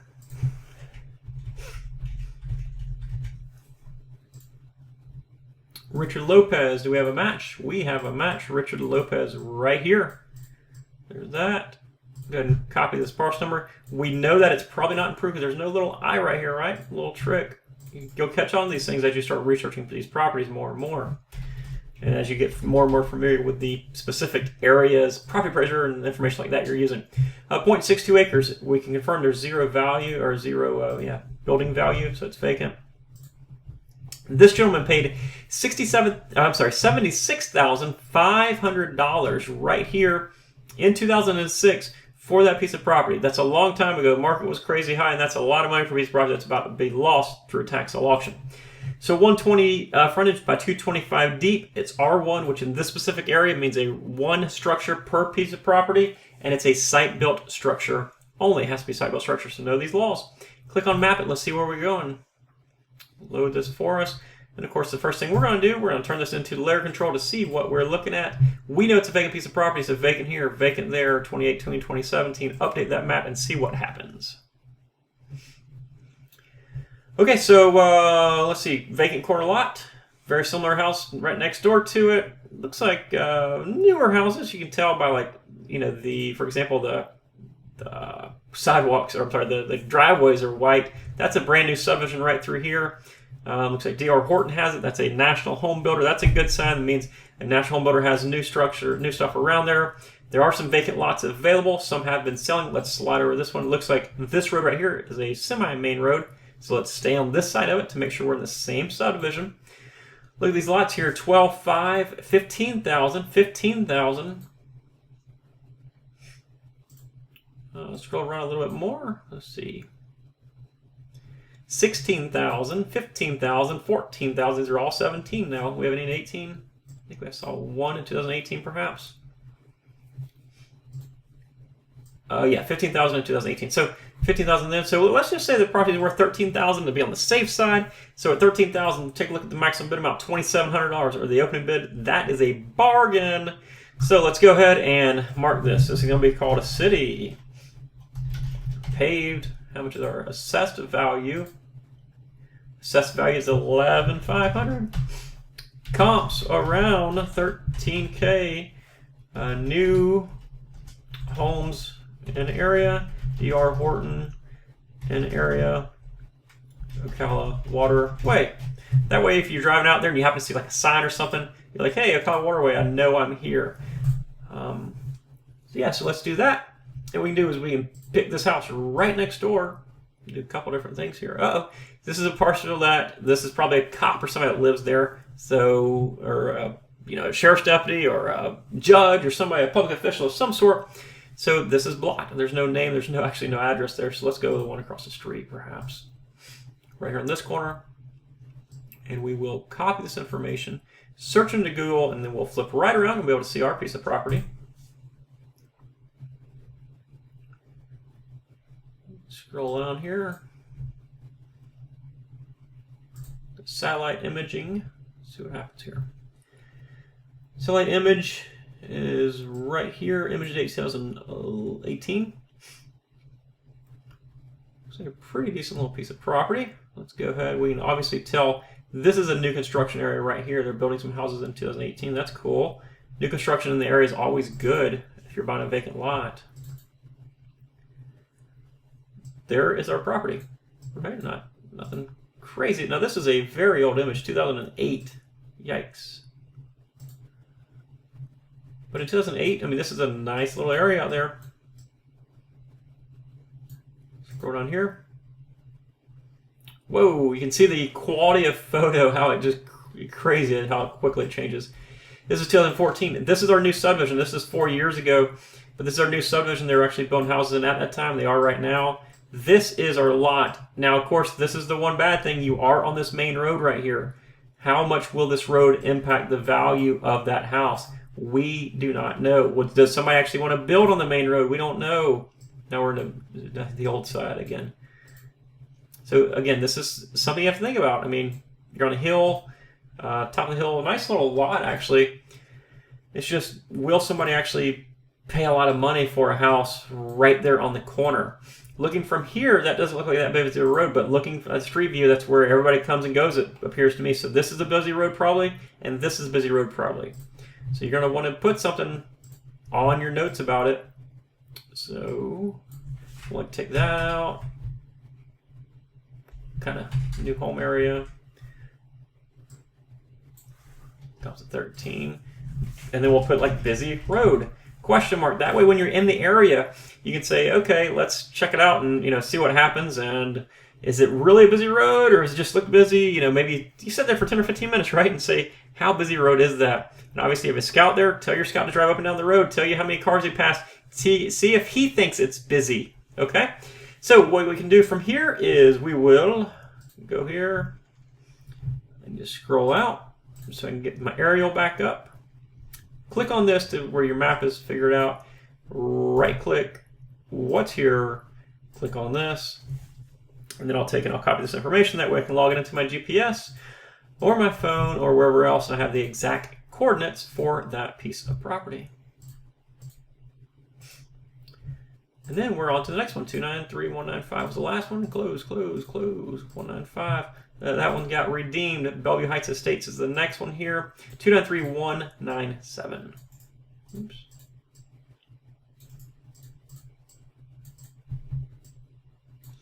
And then like that one's probably going to be another bold one too, because that's a very good little area here. 293,197. That means, of course, we want to make for certain that we go by that piece of property. And I'm not sure if I copied it, so I'm going to copy it again just to make sure I have it in my...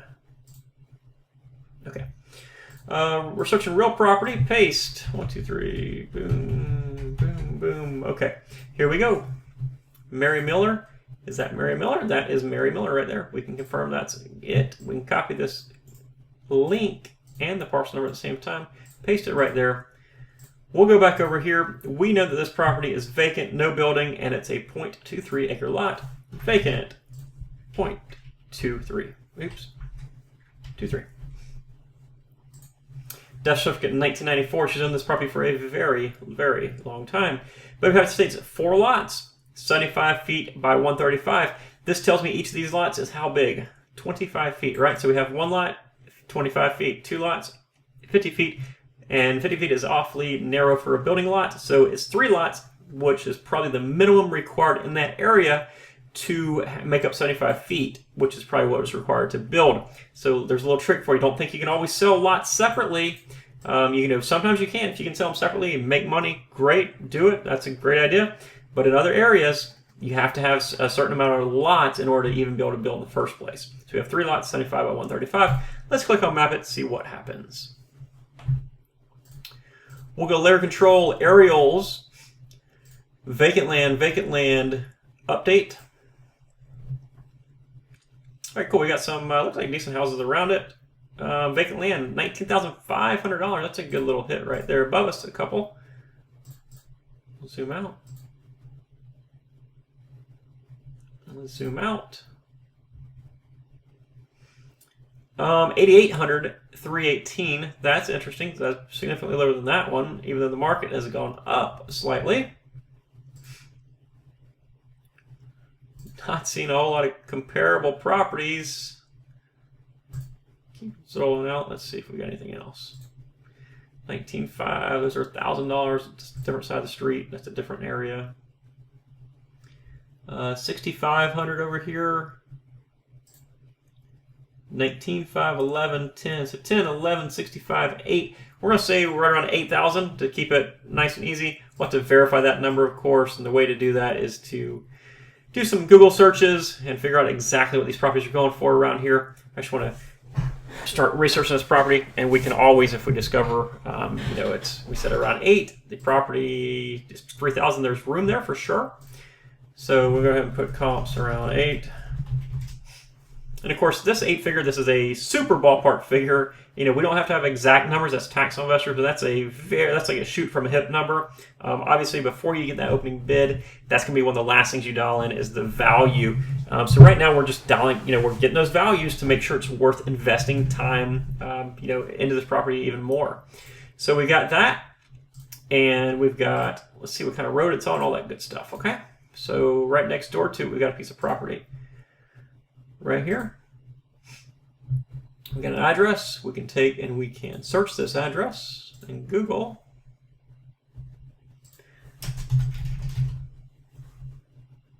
Actually, in Summerfield, we got close enough that Google recognized it. So we're this property right here above it.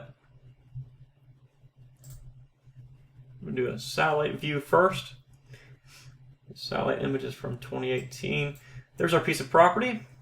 What we'll do is we will put our little man right here. And when you draw this little guy, you need to make reference of what you're looking at. So when you're on the ground, like if I turn this way, I'm looking directly at one house. If I'm not looking at the house, I'm looking at my property, that kind of thing. And I'm between 2 houses. So just kind of take note of that as you drop your little man there. Looking down the road, there's some houses on that side. There should be a vacant lot on this side. Yep, vacant lot on this side with a guy, and he's got his truck parked right there for me.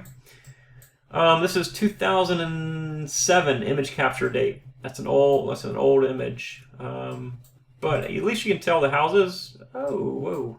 Oh, there we go. Houses weren't too bad at that point. Actually, we're going to go back because I think. Yeah, there we go. It zoomed around on me a little bit too quickly. Couldn't control it. Houses aren't that bad. Decent houses in that area. So $8,000 is probably actually a little bit low for that area, considering the nice homes, the fairly new homes that are in that area.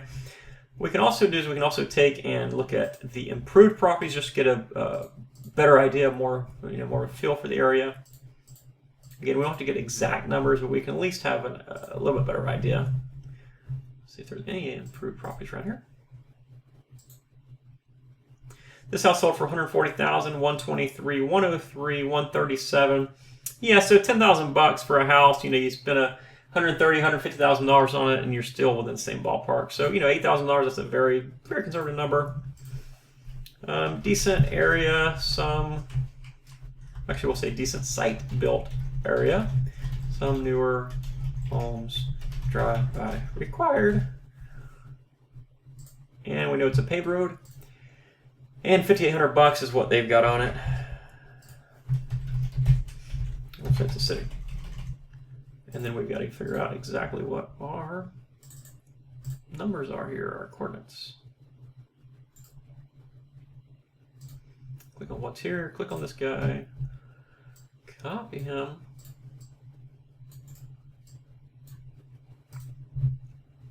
And we'll paste them, we'll make them the same size. And move on to the next property. 293,197 was the last one. We'll close. We'll go on to 293,198. Right here. Rudiger's a name. 293,198. Rudiger.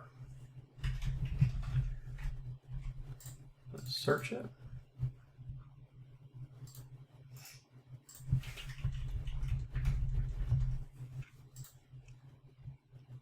Yep, Rudiger, it's a match.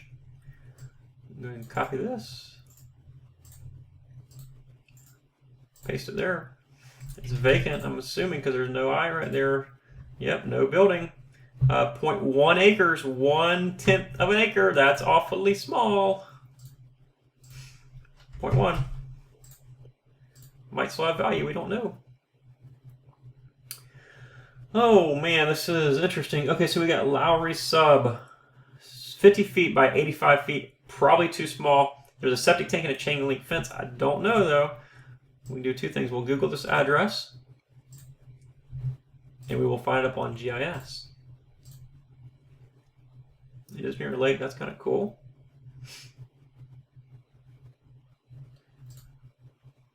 All right. GIS, layer control, aerials, and it's a vacant lot. 2018, 2017 update map. I think this guy might be on the property. That might be an issue. You never know.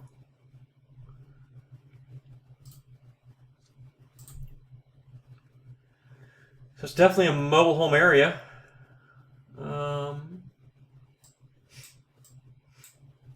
There's a lot right there. It's 50 feet right there. 50 feet is not really even going to be enough to put a mobile home in. You can't even squeeze a mobile home there, more than likely. Let's see.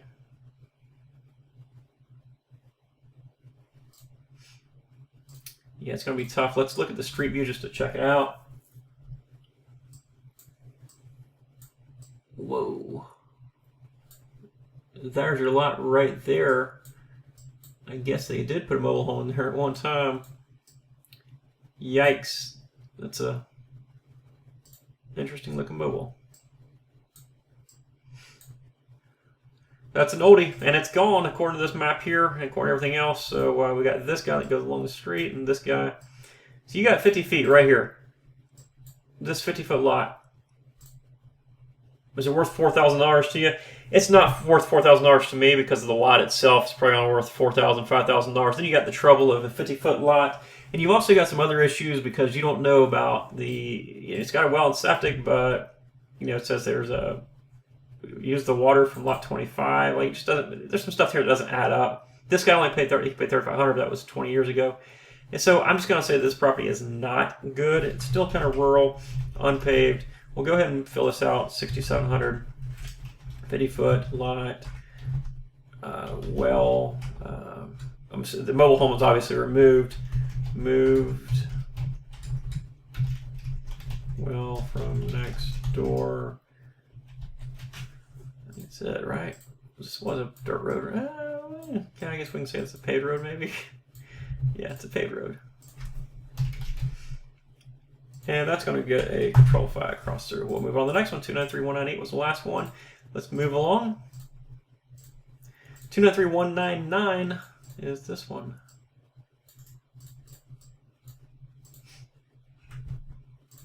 $293,199. We'll search this parcel number and see what pops up for us.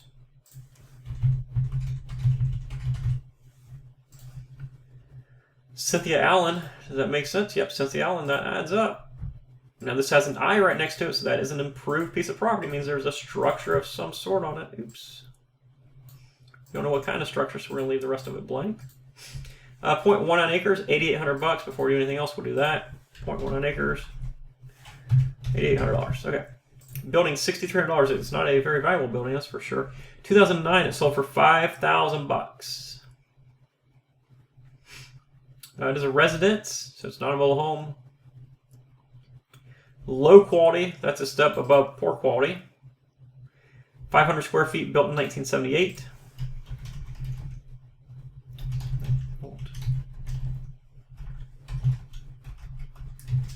500 square feet, site built in 1978. We can scroll down. It doesn't have even have central electric heat. It's got oil. Goodness, septic tank. Well, utility unfinished. Let's see what happens here. Oddly enough, we do not have an address on this piece of property, do we? No address. That's interesting. Usually most properties with a residence of some sort will have an address, but you never know. We'll map it. Let's take a look at the map. Aerials. Improve cells, improve cells. Update our map. The dirt road.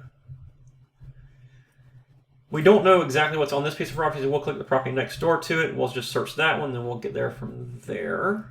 Improved $152,000 for this piece of property, but it's like 5 or 6 times the size of what we're looking at here. Oops, wrong button. Let me click that one actually.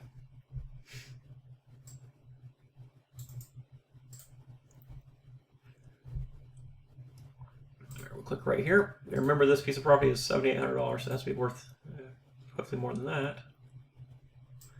So our property is right here. It does not show the structure on there, which is a little concerning too, but we'll see. Ooh, goodness, this thing looks grown over and it looks like some rough area, buddy. Like just a rough area for an investor, I should say. That's the neighbors. This is our house, and this little roof right there.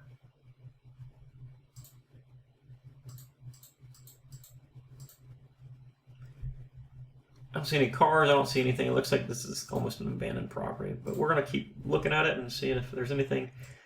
Don't want to miss that diamond in the rough. Bing.com/maps and see what Bing pops up.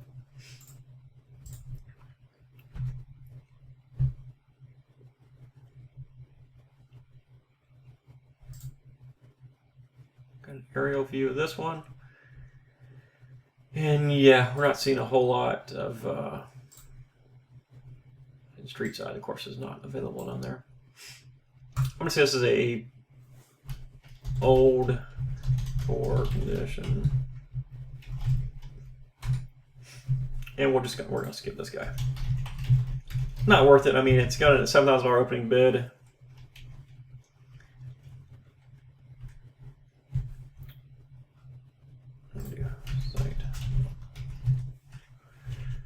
Oh yeah, had an opening bid of what was it, $7,800? Like, it just doesn't. I don't know. Maybe the opening bid was like $2,000, maybe we're seeing, I don't know, but rough area, that kind of thing. You got all sorts of issues. It looks super old, it's in poor condition, so just not a good scenario. 293-201.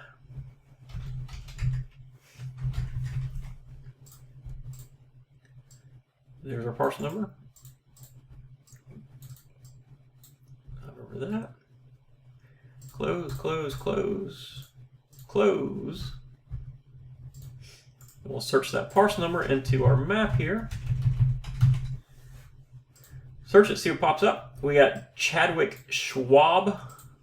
We'll open that. We copy that parcel number. That's going right here. Chadwick Schwab. We got to make sure it matches. Yep, that matches. This is 0.23. It's vacant. Scroll down. 0.23 vacant. 0.23 vacant.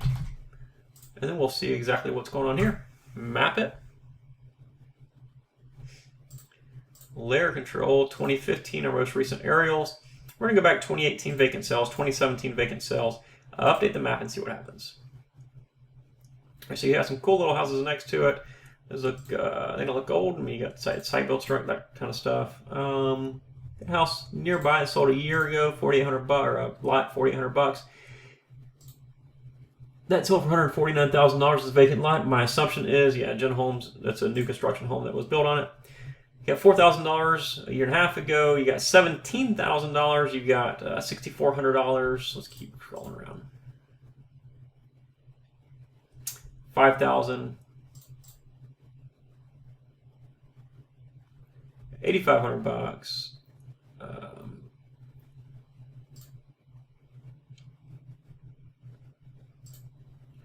$12,000. $11,000. So the 18 stuff is selling for a little more. This is $5,500, $6,500, $3,000. So these are the highest ones, 12 and 11. We're going to be conservative, say around $8,000. That's worth, because we got a few around 8,000. This is 6,500. That's a little bit concerning, but we're going to say, actually, let's say 7,500 bucks. Let's go ahead and put this in here before we forget that. Comps of 7K. This is going to be a paved road. Let me zoom in really quick though. Now again, this information might take a month or 2 months for it updates. So if the market really spikes or really goes crazy, you know, there's a chance that the property's worth more. But I always like to be conservative with my numbers. If I say the property worth $7,500, it's actually worth $12,000. That's fantastic. I'd much rather do that than have it the opposite way around. Okay. So let's go ahead and figure out exactly when the property's on a paved road. Let's click here. We can go back. I would say semi-rural area, paved. And again, there's no special ARP to this or anything like that. 3,100 bucks.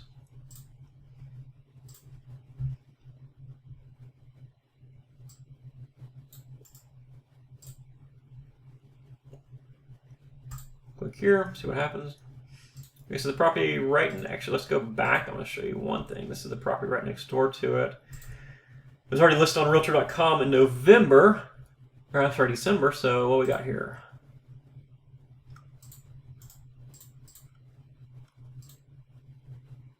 Load it and see what happens. So this house right across the street was Welcome Home, built 2006. Property values are rising in the area. That's cool. They sold for $144 back in November. So it looks like a decent little house. And that's the one right next door, right? So we'll go back to Google. We'll look at our map.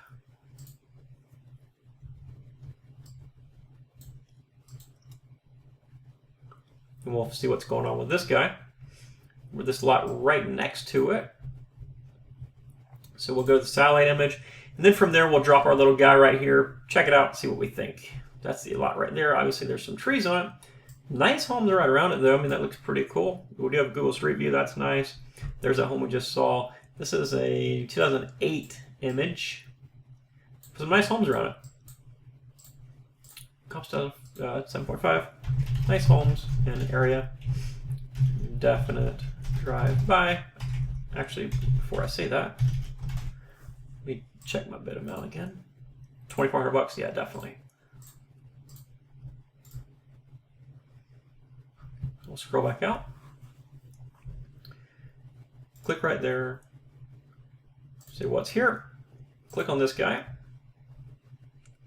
We'll copy this address here, paste it in here, and this is another piece of property that we definitely want to go and drive by.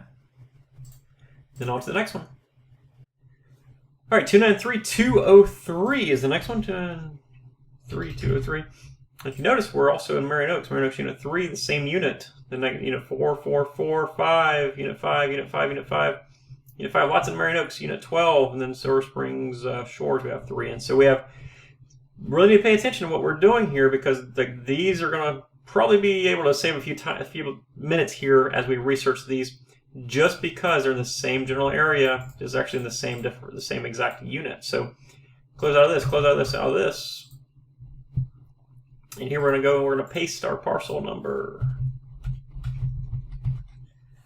We're going to search, and the address or the name is David Anaki, whatever you want to say, Anaki, right there. That's it. Copy this parcel number into our sheet. We know it's vacant, building value 0.25 acres.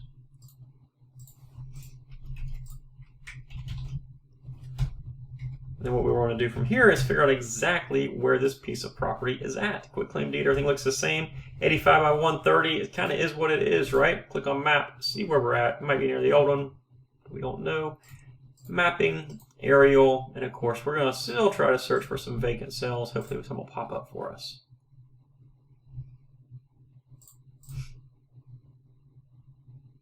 And that's our property. Nice house next door to it. 5,000, 6,700, 11,000, 11,000. Okay, let's select 11,000 right here. Let's do this. Let's click on that one. Let's click on and research. We're actually going to research this one now. So he paid $11,000, but let's click on the look in the deed. View the deed. Aha. He paid $11,000. That's what the system shows. He paid $11,000 for 2 lots. So he actually, let's get out of this now. Actually, I'm sorry. I apologize. Let me show that to you. The legal description on the deed, consideration $11,000. The legal description on the deed says these 2 parcel numbers, block 308, lot 13, lot 14. So 2 lots he paid $11,000 for. So essentially he paid $5,500 for that lot per lot. So you have 55, 55, and a 67. So our number up here of 7,500, that might be a little high actually. Let's zoom out. Don't see anything else in 2018, do you? I'll continue to look.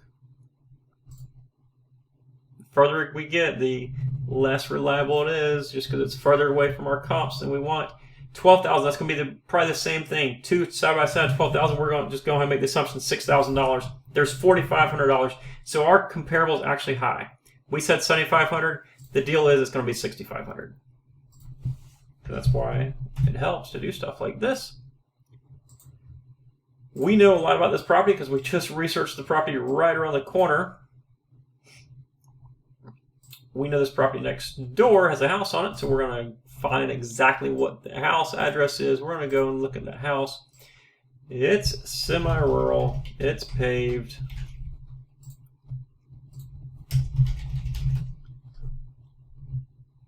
Click on that. We know the value of this piece of property is $3,100, just like the one above. I'll zoom in. We're going to do a satellite. We're going to right-click on this guy. Right-click. What's here? Click on this. Copy our GPS coordinates so we can log these guys into our GPS at a later date. Or we can give these to our scout. Again, guys, when I say we, and when I say drive-by and stuff like that, don't assume I'm talking about you. Don't assume I'm going to drive by these properties either. You know, we're always talking about scouts, how to use other people. You know, sometimes, you know, if you maybe drive by a piece of property, maybe you have experience, for example, in Marion Oaks, this particular subdivision, and you know all about it, you might not have to do a drive-by. I don't know. I always suggest drive-bys, but, you know, and when I say you, I'm talking about you, your scout, a friend, you know, whatever you got, right? All right, so looking at this, let's go ahead and let's drag our little and drop our little man right here in front of the property. In front of this house, we have a little reference point. That's across the street, I think. Yep, there's our house. And there's our piece of property right there. It's an old image, 2008. It's 2018. That's 10 years old. That's our image right there. But at the very least, we know comps, nice homes in area, definite drive-by. And then we're on to the next one. Boom, boom, boom, 203. Now this is a different unit, unit 4. Same subdivision, different unit. Copy. 293204 is the next one. 293204. Let's go ahead and search for this.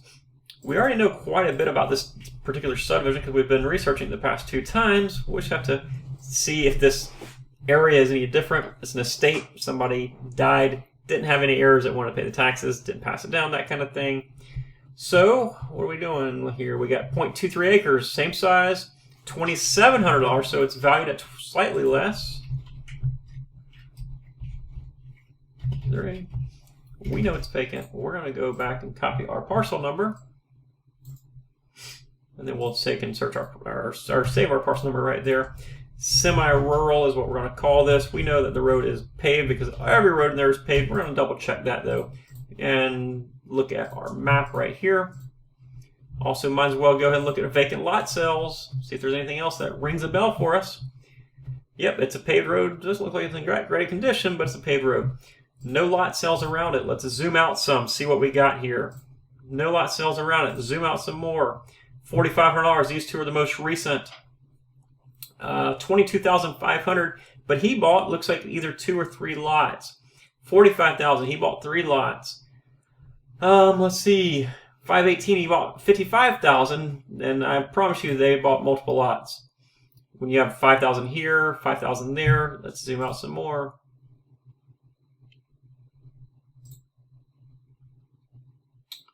Let's see, not a whole lot of comps, 4,000 over here. We're going to say it's around the same price as the other ones. It's actually a little bit less. I'm seeing lower prices around here, so we'll say comps around 6. Don't know about nice homes. We need to check that out, don't we? This little pocket of, this little area right here looks decent. So from here, what we're going to do is, we don't want to do that one. That's somebody has their stuff protected.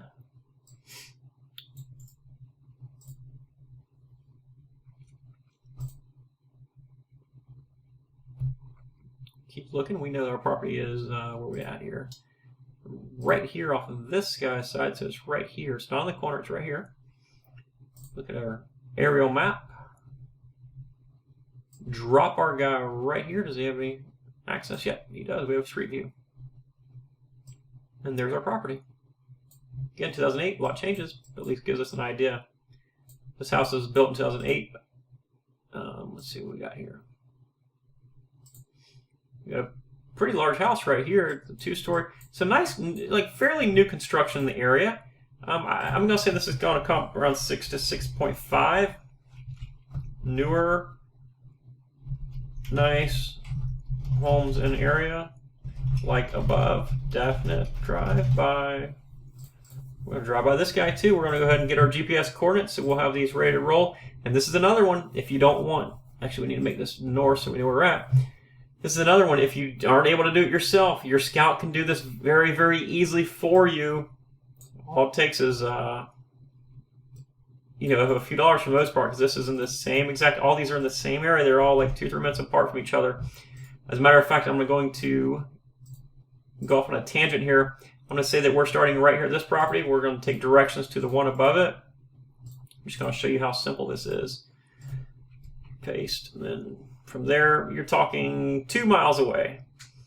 So they go from this property right here, and they go right here to this property, actually go less than 2 miles, 1.8 miles, less than 6 minutes. So there to there, and then suddenly you are taken care of. You got 3 properties, basically, because the last one was in the same area too. All right, so let's go ahead, and we'll go on over to this piece of property. Oops, let me see here what I'm doing here.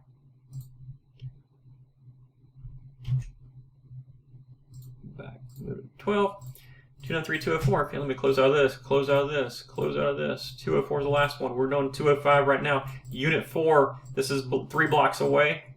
It's pretty close though. There's a little more money, $3,500. Maybe it's a corner lot, maybe it's a golf course lot, maybe it's something special. We don't know. Maybe the taxes were just more money. 293-205. We've got our parcel number that we're going to search for next. We're going to take and we're going to search that parcel number. Let's see if it pulls up for us. I didn't take the spaces out. Nope. Got to take my spaces out. Search it. Double check with Do It All Inc. Those are our owners. Do It All Inc. Vacant. We know that building. It's 0.3 acres. Go ahead and save this parcel number. So 0.3 and it's vacant.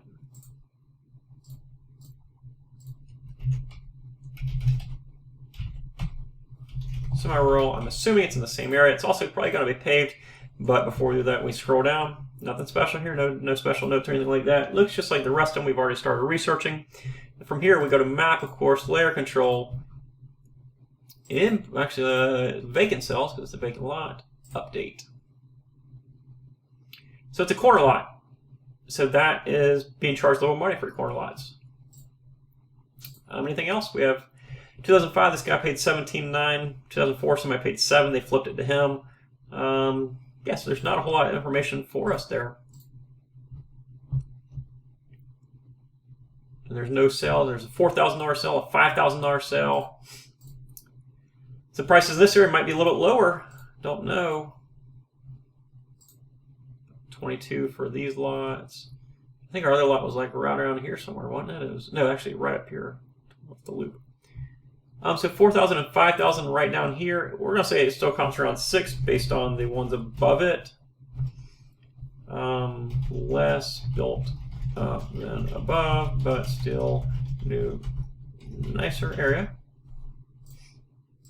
And this is all this information is stuff that we're compiling based off what we see. Once we get there, it might be just a disaster area, right? We can change our notes, but this is what we see based on the aerial imaging, the aerial views, that kind of stuff, okay? So the next thing is to figure out the address, or to figure out the GPS coordinates so we can go and do a drive-by of this property. There's definitely less homes around here, but we have home rents next door, so that helps us. Search that with Google. Have to add in the city and the state to pull up something, and there we go. Pulls it up for us. Then we know the property is right next door, so we can zoom in. We can get us an aerial view as soon as it loads for me. There we go, an aerial view. Right-click on this piece of property. What's here? Right there. Copy this guy. We have this. Another thing in our notes, we might want to put that it's a corner lot. This will also help you when you go to find that piece of property, so you aren't searching around for it. Quite as hard. So corner lot, there we go. Now I always want to check around just to make sure that it's not like a complete disaster area based on what I see on the ground. Again, the images are so old on the ground though that a lot could change. Nice, cute little house.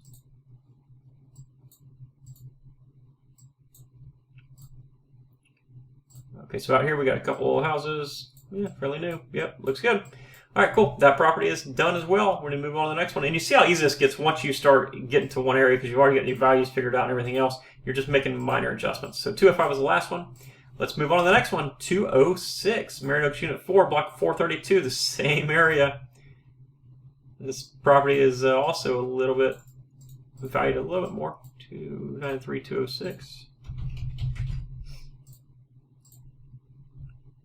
We're going to take and search this guy. Take these spaces out.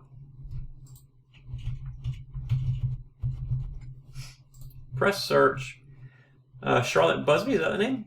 Yep. Lynn Busby and others, so maybe a bunch of siblings or something own it together. We know it's vacant, no building value. 0.52 acres, so this is half of an acre. This is one of the largest ones we've seen in this area. That's good to know. We go from here to here. Copy. Semi-rural. And then, of course, you know, like I've always said a number of times, I just want to keep emphasizing this. This is just the initial stage, the initial investment of your time. You want to go by and look at these properties, help you learn the area, that kind of stuff. And then before you decide to buy one, you also need to do all the additional steps that we talk about inside the Academy, okay? All right, so back to this one. We scroll down. Marion Oaks lots, 119 by 189, all that good stuff. Tells us good, half an acre. Let's map it, see where it's at. This is pretty cool. It's on a cul-de-sac. And it backs up to something here. Maybe it's a retention area. Deltona Corporation, that's the company that owns the area. Where's the subdivision? Vacant. Vacant. All right, cool. So it just backs up to like a greenway area. This is owned by the developer. Don't know if they have any plans for it in the future. What we can do, though, we can always click it like this because it will help us with our value. We can click it and see what's Marion Oaks Track B, RPUD, park site. Track B, park site. This is supposed to be a park. Now, being a park does not always mean that there are swing sets and picnic tables there, but it might just be a greenway type park, a green area, a green space, okay? So right here we've got a piece of property. This is vacant, sold for $149. It means probably a new home. Yep, Jen Holmes. New home was built on that particular site. So that doesn't help us a whole lot. Scroll out. 5,000 here, 4,000 there, 5,500 bucks there, 149 new home there. That's pretty cool. 12,000 for 2.8. So that's 12,000. That's kind of similar too because it's a larger lot. And then of course we were over here earlier. So we're going to say this is worth about the same as everything else in the general area. Based on those numbers, again, we have to dial these numbers in. These folks paid us $46,000 or $4,600 back in '79. Wow, that's 0.52. $2,700 is the value. It's paved. Comps. We're gonna say comp 6 to 6.5. Cul-de-sac lot, larger than most in area. Def drive-by. And then what we'll do from here, we'll also, of course, get our next step, which is our address from a residence nearby. Take a look at the street view, because if we see something crazy on the street view, we can always go back and cross out what we need. So we know, looking at this, the back right-hand side of the cul-de-sac. So we'll take this, we'll copy this into Google, click here. We'll load up our Google map. Click on the satellite imaging. Got a house here, house here, house here. Yeah, so that's our lot right there. It backs up to the green space area. So let me check. Yeah, so right here, we can click right here. What's here? I like clicking on this, and we'll click on this. Copy it. Paste it. Correct the sizing. And then drag and drop this little guy right here, and hopefully, oh, yeah, perfect. He comes back all the way to the cul-de-sac. So there is our cul-de-sac. Actually, let's go right here. And that's our lot right there. Boom. So it's on a cul-de-sac, nice little lot. So that's it. Move on to the next one.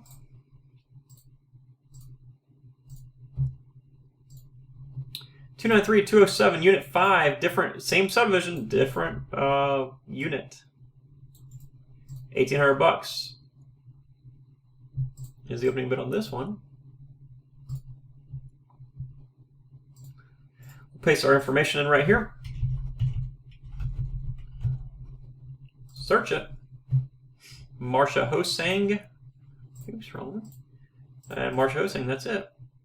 Yeah, 293,207.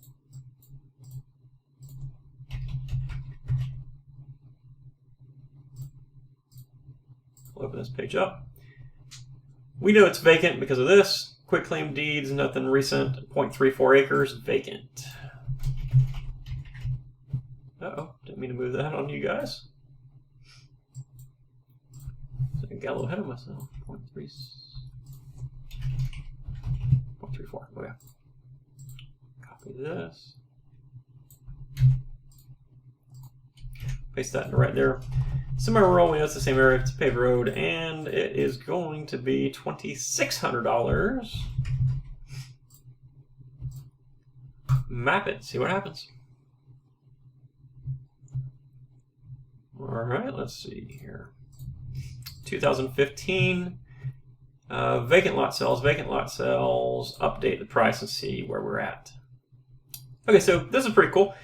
This is not a golf course lot, but there's a golf course right here. You can tell, obviously, I don't know if you're a golfer or not, but you can tell by looking. Here's bunkers, greens, that kind of stuff. So you see long open spaces like this. It's a good idea that there is a golf course on this property. So, this is not a golf course frontage, but it is kind of, at least cool to point that out. $4,500 vacant over here, top right corner.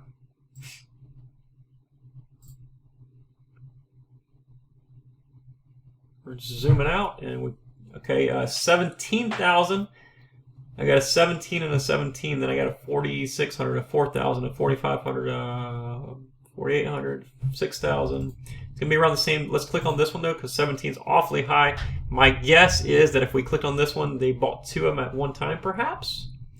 We're gonna click right here and see.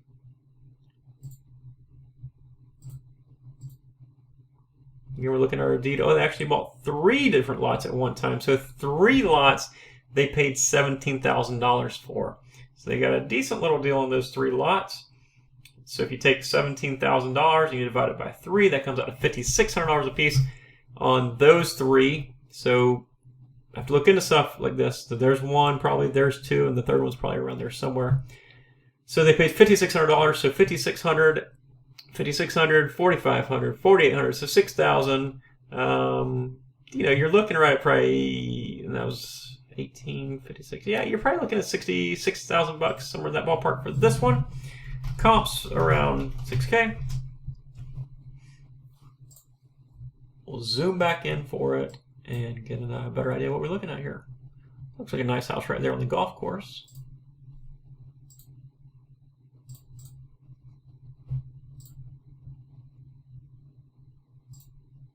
Let's look at this house right here, actually. This is a nice little house. We're going to use their address. We're going to search their address so we can find a cross street. So we can take a look at our address.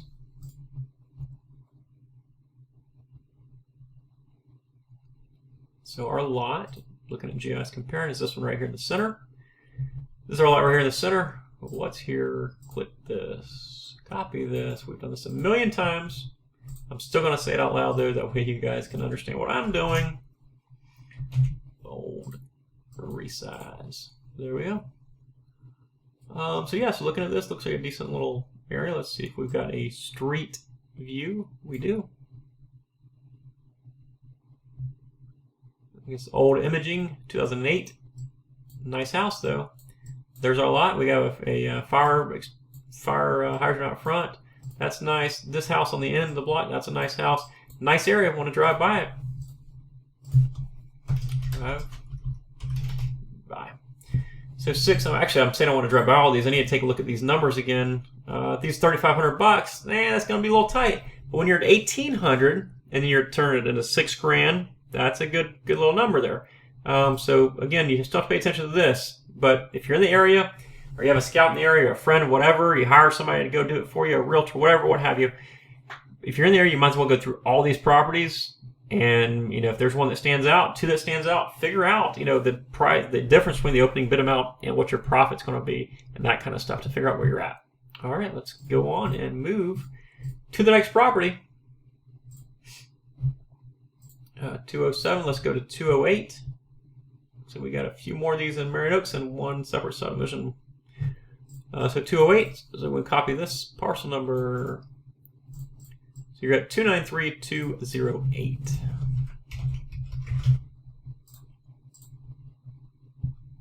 We'll search this parcel number down here.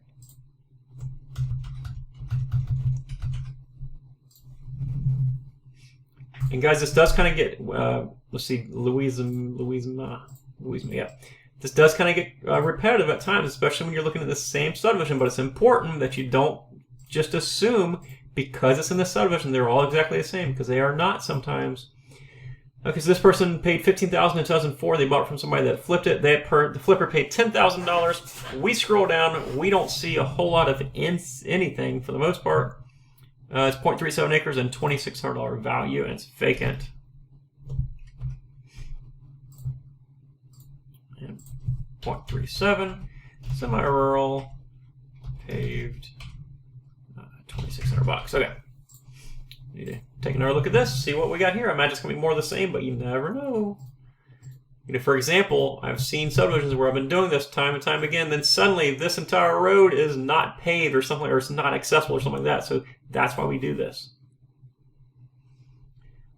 Luckily for us, this one is paved. Let's click the nice road.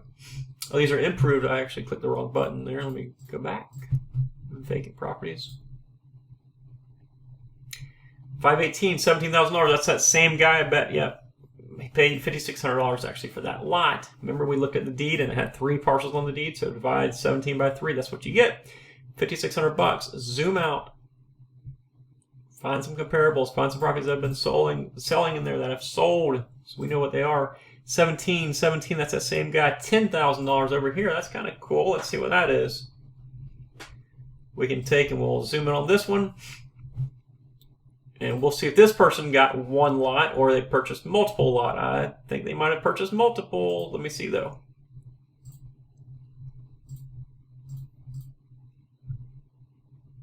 Nope, one lot. So $10,000 for that piece of property. So 10,000 is the true. So we have a 10,000, a 5,600, a 5,600, a 4,600. So we're still right around the $6,000 range probably. Once you there's 3,000, that's kind of low. 45 and 8,000, 8,000. Yeah, we're going to say $6,000 again for this one.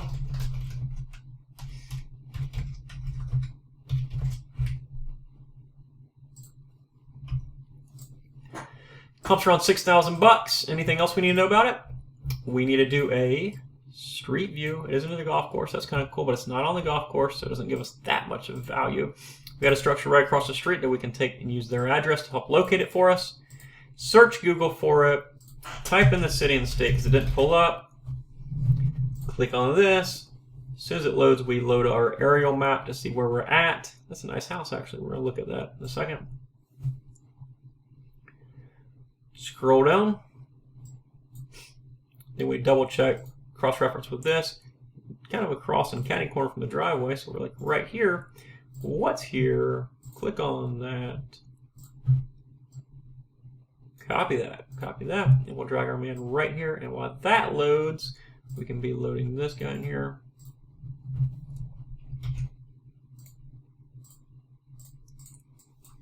Yeah, nice house there. And this is our lot right here. That's pretty cool. Similar to all above in this area. Drive by. These are ones that you're probably going to want to bid at least the opening bid on, because right now they're worth $6,000. The opening bids on these guys are $2,100, $1,800. You know, if I pay the opening bid for it, I can easily make $3,000, $4,000, $5,000 a pop. You know, maybe more depending on how the market shifts. If you're not very, you know, if you make a bad investment or don't want to market it or whatever else, you can probably still make a couple $1,000. So these are properties you do want to purchase. And again, they aren't fancy. That's nothing, you know, quote, sexy or anything like that. But they are money-making properties. Let's move on to the next one. 293-209. Copy this. 293-209. Close, close, close. Let's see, I'm closing those again so I don't confuse myself. We'll search in here. Search that, see what we've got. We've got Alice Alper. We'll go ahead and copy this. Let that open up. Alice Alper, that's the one. We'll paste this right here. It's probably going to be more of the same, but we got to research it because we're here. 2005, they paid $45,000. That's ancient history. That does not matter to us. It's so long ago. 0.29, and it's worth $2,600 according to the property appraiser.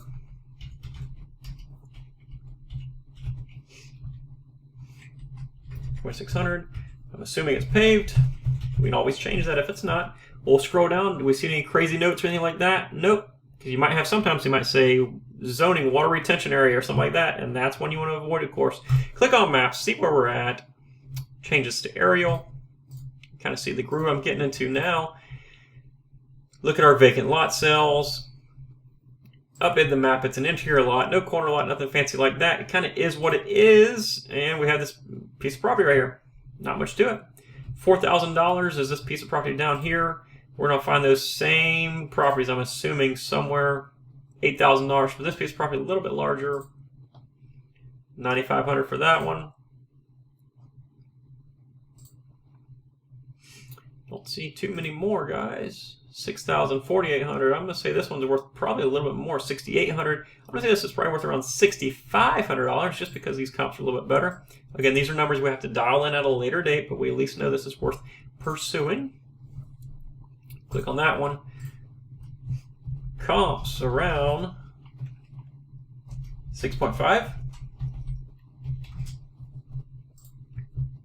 We've got the address from the house across the street. We can take and we can search it. I gotta add the city and the state, and it'll pull up on Google Maps. We'll click the Google Maps. We can zoom in. Right-click that lot.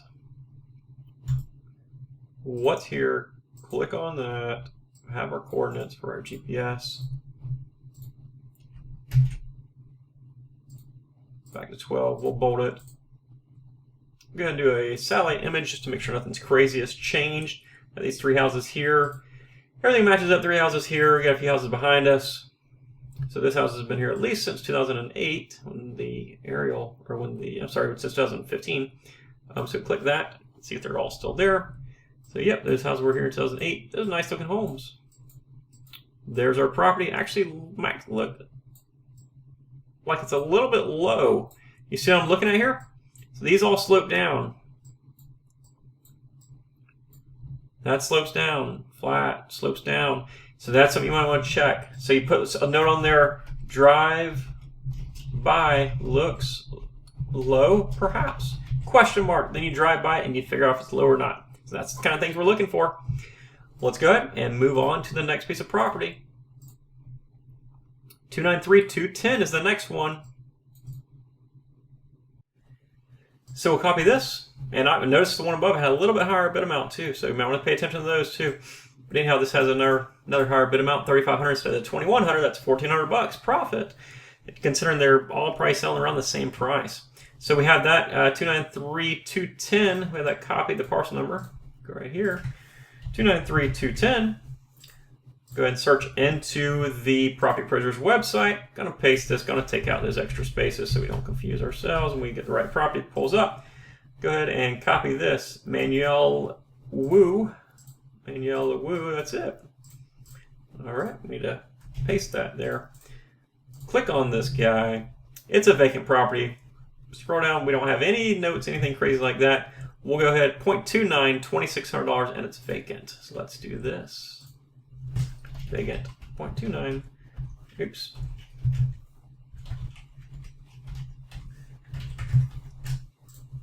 So again, map, layer control, aerials. We do this on every property, guys. We don't skip stuff like this because this is very important stuff. Don't make assumptions.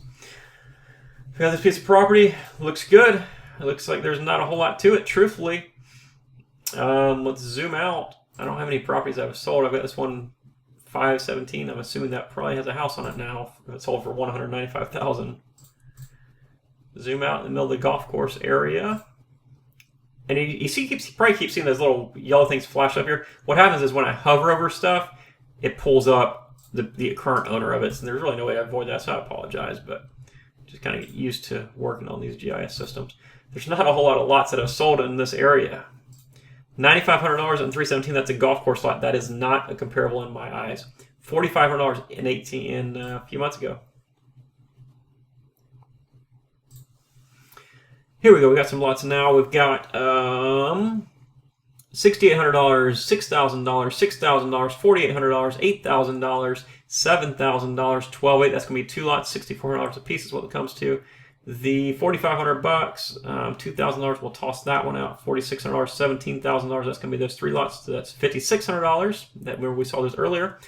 So yeah, so we're right around the $6,000 mark again. Comps around 6K. Drive by.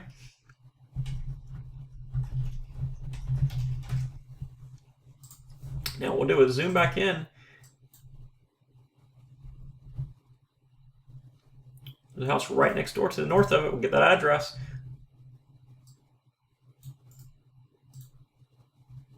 Search it. Pull it up on aerial.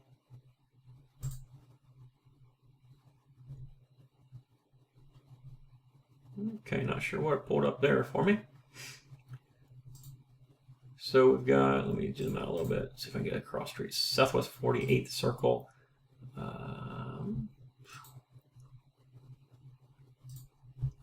Let's try this again. Southwest 47th.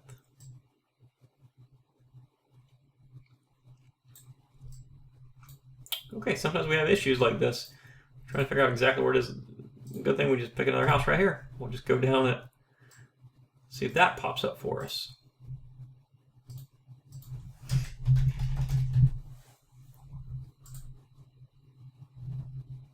Yeah, that one popped up. So this is a house. We've got this one, this are a lot right here. Boom. What's here? Click on that. So again, we have this one, boom, boom, right? Make sure I'm not going crazy here. Do a satellite so it matches up perfectly. This one, boom, boom. Yep, that's it. That's our lot. So we'll copy this, the parcel number.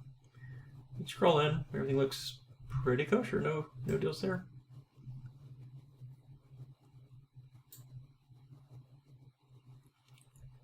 Neighbor's a nice house. That's a nice area. Looks good. And what you'll see is sometimes I'm making less and less notes, but the notes will generally say the same exact thing. I might even go in there and like type them, same as above. So I know all these are the same. But that does happen. You get stuck into ruts, going into the the same areas over and over again. And there's only so much you can write about it. Let's go to the next one. 29311. We have 5 more properties left. Copy this guy. 293211. 293211.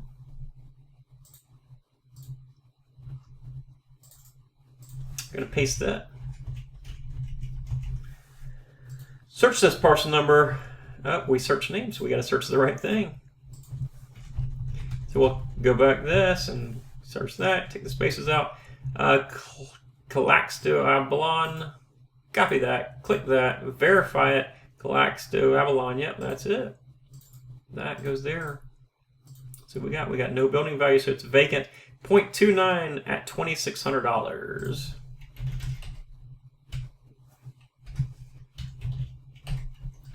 Semi-rural and paved, we're making that assumption. We can always change that later.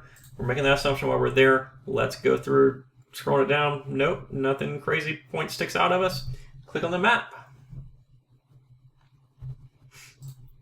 Layer control, 2015 aerials. Vacant lot, 2018, 2017. Update our map and see what pops up. I got a vacant lot, 17,000. That's the one we saw earlier. Same exact name, $5,600. So we know $5,600 right down the street, $10,000 right there.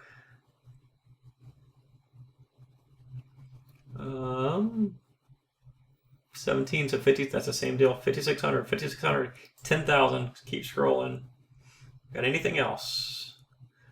4,600, 8,000. So we're gonna be right around the $6,000 mark again. We'll scroll in.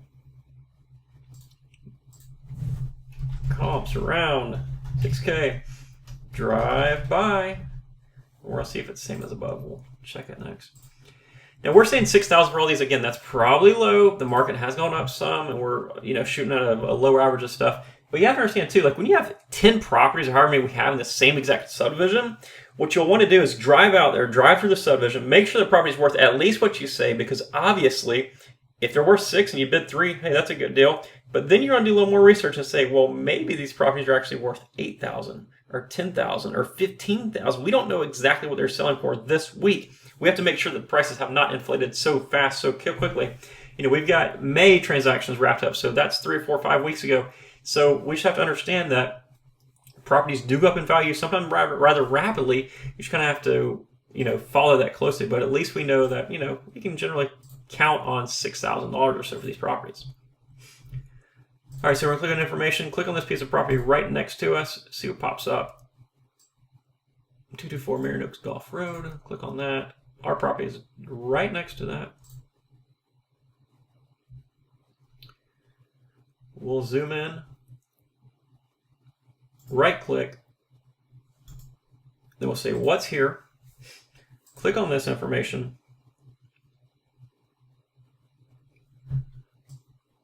copy this, press copy, paste it there, and then I'm assuming it's the same as above. Let's just double check though.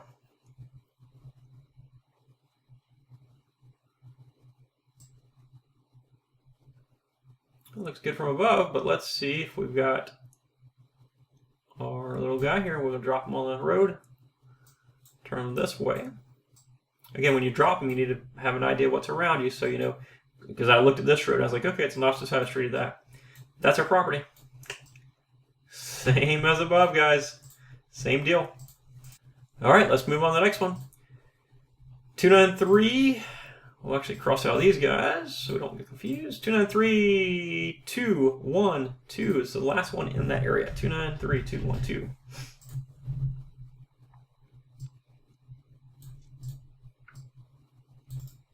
Copy here. We'll do another little search for it. And we'll search from there. We got Sherry Wilson.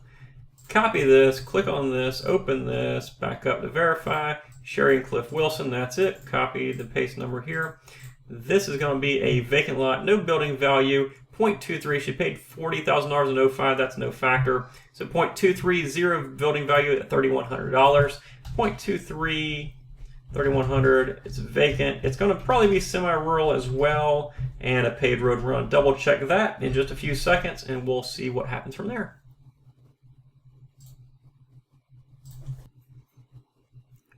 All right, so from here, of course, we'll go to the map. We'll see what happens on the map. Go mapping, layer control, aerials. Let's look at our vacant sales. I imagine it's going to be just about the same as the rest of them. It's not a corner lot, anything like that. We need to be concerned about. There's actually fewer homes in this area, which makes me a little more concerned about as far as values. Not a whole lot going in here. Interesting. So fewer homes than above, and I still have 0 vacant sales around it. I've got 6,500, 5,000, the closest. That's the closest one as far as time to 9,000. Over here we get some 6, 4. We're gonna say this is actually probably around a $5,000 deal. Comes around 5. Drive by. Similar to above. Oops, need to spell that right. But fewer homes. Area, okay. Question mark. That's just a little reminder to tell myself, double check the area. Maybe there's something wrong with it, we don't know. The closest guy we've got is this address right here. The other thing too is whenever you consider buying a lot of lots in this area, or truthfully any lot, it's always going to be a good idea to maybe call the building department and say, listen, I'm thinking about buying a lot in this area. Is there anything I should know? Because sometimes they have like building moratoriums in specific areas, or ask them if there's any new developments, anything like that that I should be made aware of, and they can probably at least give you an idea and help you and at least direct you, I guess, right? So just kind of consider that before you before you take and buy 10 different lots in one area that you can't build in, right? All right, so let's see that address does not match up to the address that we got, so we're gonna pick another house. Pick that house maybe.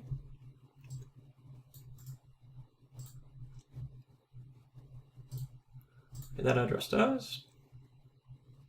Up here. Let's see. Oh, interesting.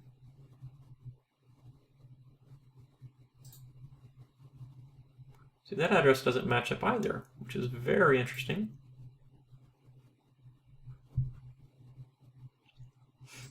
Let's see if we can just figure it out on the whim here. Southwest 89th Terrace. So that address should actually be right there. So this is why addresses don't always work out perfectly, guys. That house right there is right there, and it pulled up this address way over here. We don't want that, but we can kind of figure it out just by looking at the map. This is the lot we're looking at, Southwest 133rd, boom, runs out into it, 133rd, boom, right there, that's our lot. What's here? Click on that. Copy that. Satellite view, while that's loading, we'll go ahead and go over here. We'll paste that. And we'll see what's going on with this. Definitely less homes in this area for sure.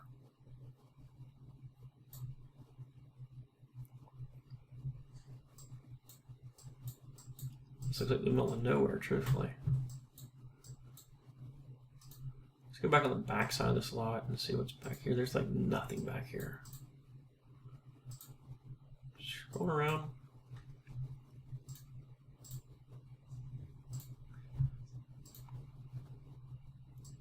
We'll say fewer homes.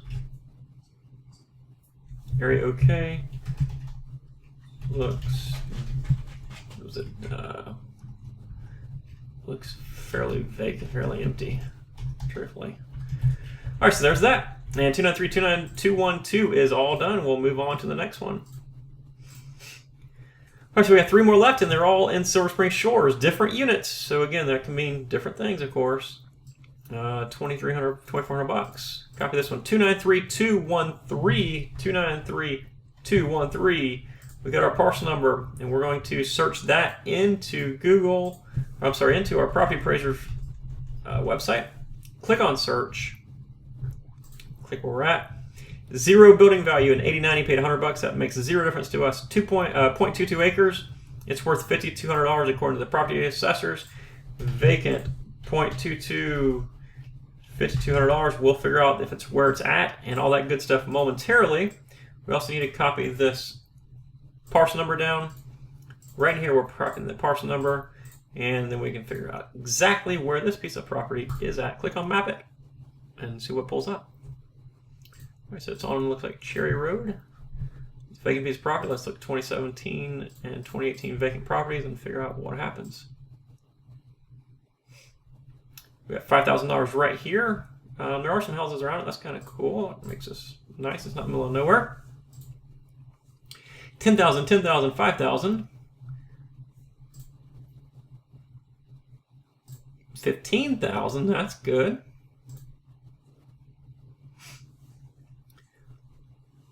$25,000. That's a lot. It seems like high. 20,000 side by side. So these two right here. Those could be listed. Those could be linked. These could be linked. I'm assuming, though, these are linked at $10,000 a piece, and these are truly $10,000 a piece. We're going to click on this one because that'll give us 4 comparables. Jen Holmes. Let's see what Jen Holmes is paying for these properties. Let's see, 10,000. Oh, so she paid 5 lots. Oh wow, 3 lots for $10,000. They got looks like a tremendous deal on these properties. Let's go back. So let's just do this. Let's go mapping because we've got some comparables in here. We're going to take out the 2017 sales and look for just 2018 transactions. We've got this one right here, 15,000 and 25,000. We're going to scoot out some more. Again, that's our property. Ignore that one. 15,300. So we have 15, 15.3.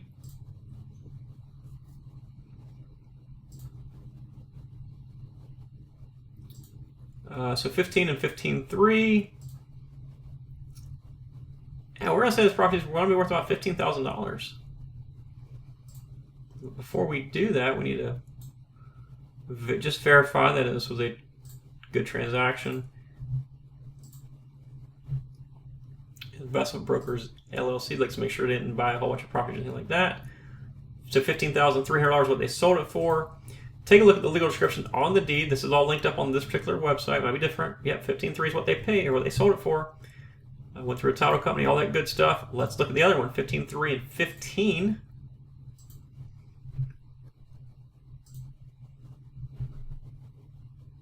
All right, so $15,000 what they paid for this one lot. So $15,000 it is going to be comped at. We're going to say comps around 15K. And obviously these comps are going to, most of these comps are going to be based off the fair market value, or at least the numbers we see, averages, all that good stuff. And then we'll dial these down and we'll figure out the ratio that we need as far as our bid goes. But again, this is you know, the ballpark of the what's going to comp at. And then from there, we got to figure out the next step, which is to zoom in on this piece of property, figure out what's around it, how it looks, all that great stuff. Piece of property right next door, due south. The image is actually here, the address is blocked, so we can't use that one. So here's this one, Cherry Road.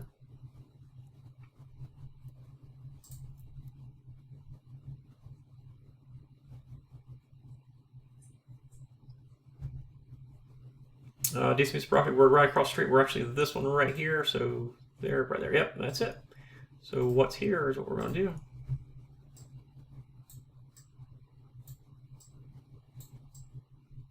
Uh-oh. I'm going to go back here. There we go. All right, so what's there? Copy satellite. We'll paste this while the satellite loads on us.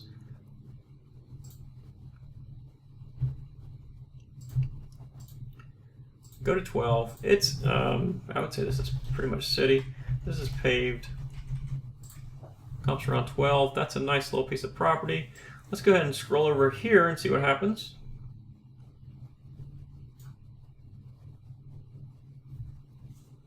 Nice road. Okay, so a little bit older houses. That's a newer house. Decent homes. All right, so we got some decent homes in there. That's a nice little house. Okay, so we got decent homes in the area. Decent homes in area. Definite drive by. We got, before we say that, we got to make sure. We said it's worth around $15,000. The opening bid is around $2,400. There's lots of money to be made in that one. So that's good. Let's go to the next one. 293214. Same subdivision, different area. That could mean a number of things. Could mean it's very similar. Could mean it's very different. We don't know. Copy this address. Highlight this. Stupilon. Close, close, close, close. Start all over with this so we aren't confused. Paste.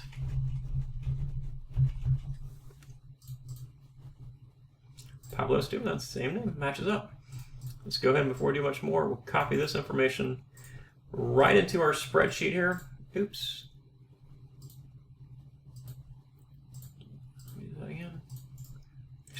Actually clicked the wrong button there. So it's vacant, we know that, valued at $3,700, we can see on the screen behind us. So it's valued slightly less than the one above us, which is interesting, 0.24 acres. Trustee deed in 2000 for $19,200. That doesn't really help us too much. Click on map and see what happens. So from here, we're going to click on layer control, 2015. We'll just do 2018 vacant sale since we had to do that last time. See if that helps us out at all. Okay, so from there, we got one across the street and over to the right-hand side a little bit. That sold for $7,000 in 318 a few months back. This is definitely a little bit less popular of an area, I guess. There's fewer homes here. Not sure what that means exactly, though. I don't know if that's good or bad. Keep scrolling around, though. So what you see is 149 vacant. That's not vacant. That's probably a brand new house. $8,000, $7,000, $7,000. So this is definitely a much cheaper area of that subdivision. Okay. So this will say we have 7, 7, and 8. We're going to say this is probably worth $7,000.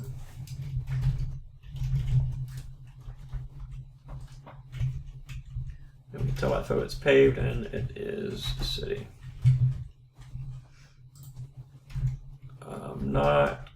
Let's just put cheaper than above. And the deal is, like, you're going to know this is in Silver Spring Shores, the name of the subdivision. That's what it's called. You're going to know this because you're looking at your auction list as well. This does not replace your auction list. You should be cross-referencing both of these guys. So let's go ahead and we're going to zoom in on this guy, figure out where it's at, make sure to verify that it actually worth our time to go look at it, all that good stuff. Let's do this. We'll click on this house. That's the closest house to us. From there, we will search in Google. Click on it. Load our aerial map, and then we'll get our street view going on, and we'll see what's happening. All right, so we can scroll down. It looks like that's going to be our lot.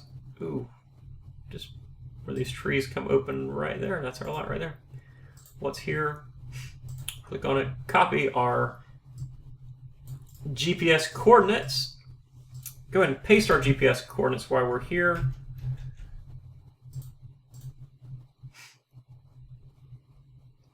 It said cheaper. I should probably put cheaper area than above. So from here we can take our guy right here in front of this house. We want to see what the houses look like. He's facing the wrong way, of course. There's our house. Okay, so that's a house. Next to it, you got a siding house. Not quite as nice of an area. And this, you don't have much activity around here. So cheaper. Not quite as nice of an area as above. So we got that one, and then we got one more property to get going. Okay, we'll copy this guy. And 293215 is the last one, 293215. Then from here we'll take and we will search this in our property appraisers report, of course, and we'll see what we're working with. See if it's worth investing any more time whatsoever into this property. Loretta Rebecca. Go ahead and copy this guy. Go ahead and paste it. Loretta Rebecca. We just need to verify it here. Yep, Loretta Rebecca. Perfect. 0.3 acres, 0 building value, no recent sales, no notes, anything like that. So 0.3, $4,100 it's worth, and it's vacant.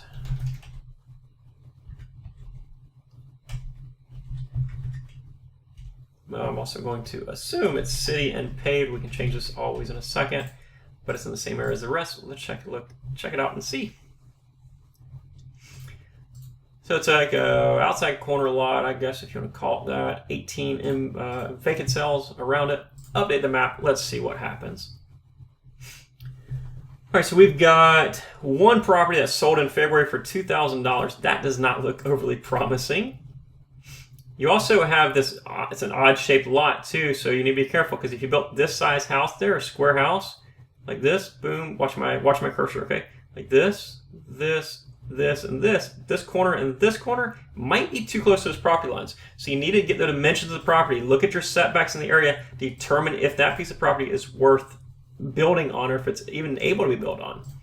We're zooming out, we're taking a look, and we're trying to figure out what this property is worth, guys. Let's scroll out some more.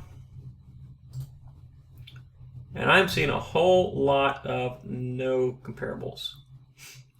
5,000, here's a 5,000 and a 10,500. Let's look at this 10,500 one right here to see what happened with that. Oh yeah, he paid 10.5 for it a few months back. Looking at the deed, just see if it's just one lot or multiple lots. Yeah, it was just one lot. Okay, that's cool. So here's what we got. We've got a 10,000, a 5,000, and a 2,000. We're going to go right in the center, and we're going to stay conservative right in the center, and we're going to say it's worth about $4,500. Comps around 4.5. And if we take a look at this, $2,500, and there's $2,000 there. That's going to be borderline. If you drive by it and you love it, it might be worth it. But more often than not, it's probably not. Drive by, borderline. There's only about $2,000 there, but again, it is $2,000, and it could be a quick little money maker. It just depends on you have to do a little bit more research on a piece of property like that. So from here, what we need to do, of course, we need to check out the area before we do too much else and figure out if we're going to be a complete waste of our time or anything like that. We'll click on this house. We use their address. We'll go from here. We'll right-click their address. It'll pull it up in the property appraisers report. I'm sorry, okay, so we'll copy this, right click on their address, and it pulls up in Google Maps. And then from Google Maps, of course, we will do our aerial view as soon as it loads for me. We're looking at our aerial view here. We'll zoom down a little bit so we can figure out exactly what we're looking at. Uh-oh, we've got a cut-through road right here. Luckily, that's not our property this time. This is our lot right here in the corner. Just verify with this. Oh, it's actually on the top corner, the far corner. So like right around here is our property. What's here? Copy, press that. Copy the buttons or copy the coordinates. Go ahead and put your little man right there. While that's loading, we'll put our coordinates in right here. We'll paste that. And then we'll go to 12. Make everything look the same. That's our property right there. That's a nice little house, though. That's a nice little house. That's a nice, actually, these are nice little houses. This, you know, if you're trying to sell some to a builder or something like that, this could be a decent little area to invest in. There's some papers in the window right there. That does not look good. Papers in the window usually dictate or indicate that it's a bank-owned property. But that's okay. These are nice houses. Let's go around the block here just to see what our exact property looks like. Once we get around the block, we don't have too many houses, but what we do have is, I mean, nice houses, well-maintained, well-kept houses, it looks like. That's a cute little house there. So we do have some decent houses around us, and that's, you know, might be something worth checking out. Borderline seems like nice area, question mark. And then we can always go check these out. So guys, that is the end of our list. I'm going to close these tabs out for us. So that's the end of our list. The stuff down here, of course, tells us all the some rules and all that good stuff and whatnot. Now, some of these properties, of course, might be redeemed, might be canceled at last minute. In this particular state, they can. This is Florida, of course, so we can cancel these properties, or they can pay the taxes at the very last minute, the day before the auction. They can cancel these properties from the auction, and they get removed. So if you did research on it, if you fall in love with it, there's a good chance it can still get removed, so don't fall in love with your properties. Actually, you should never fall in love with properties, right? So anyhow, what you need to do here is, obviously, you know, we need to drive by a lot of these, hire a scout to drive by a lot of these, determine if you want to drive by a lot of these. There were some of these, like Marion Oaks, for instance, Silver Spring Shores last 3 year, and Marion Oaks were, I think, all these guys right here.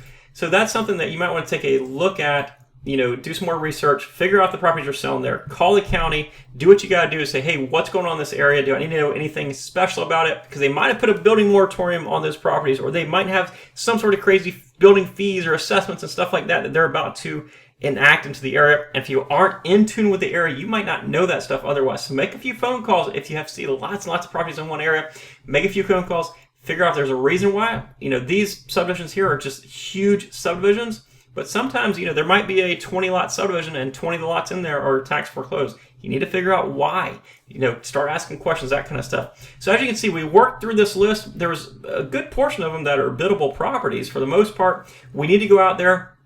We need to drive by these properties, send a scout by these properties, or at least do a little more research, a little more digging, a little more deeper research before we determine exactly how much we want to pay for these properties, if they're investable and that kind of stuff. But this is the preliminary research. Obviously, this has taken a long time because I have sat here and tried to explain every single thought in my head. But to be truthful with you, this is something that we can usually get through with about an hour, hour and a half. I think we're probably twice that long now. But I wanted to give you at least an idea of what's going on in my head as we talk through and do this research. So again, there's definitely more research to be done. This is just the first step, the first section, but that is how I research a tax sale list, and you have quite literally been a fly on my shoulder as I've been researching this list. Hope you enjoyed the training, guys. Take care. Bye-bye.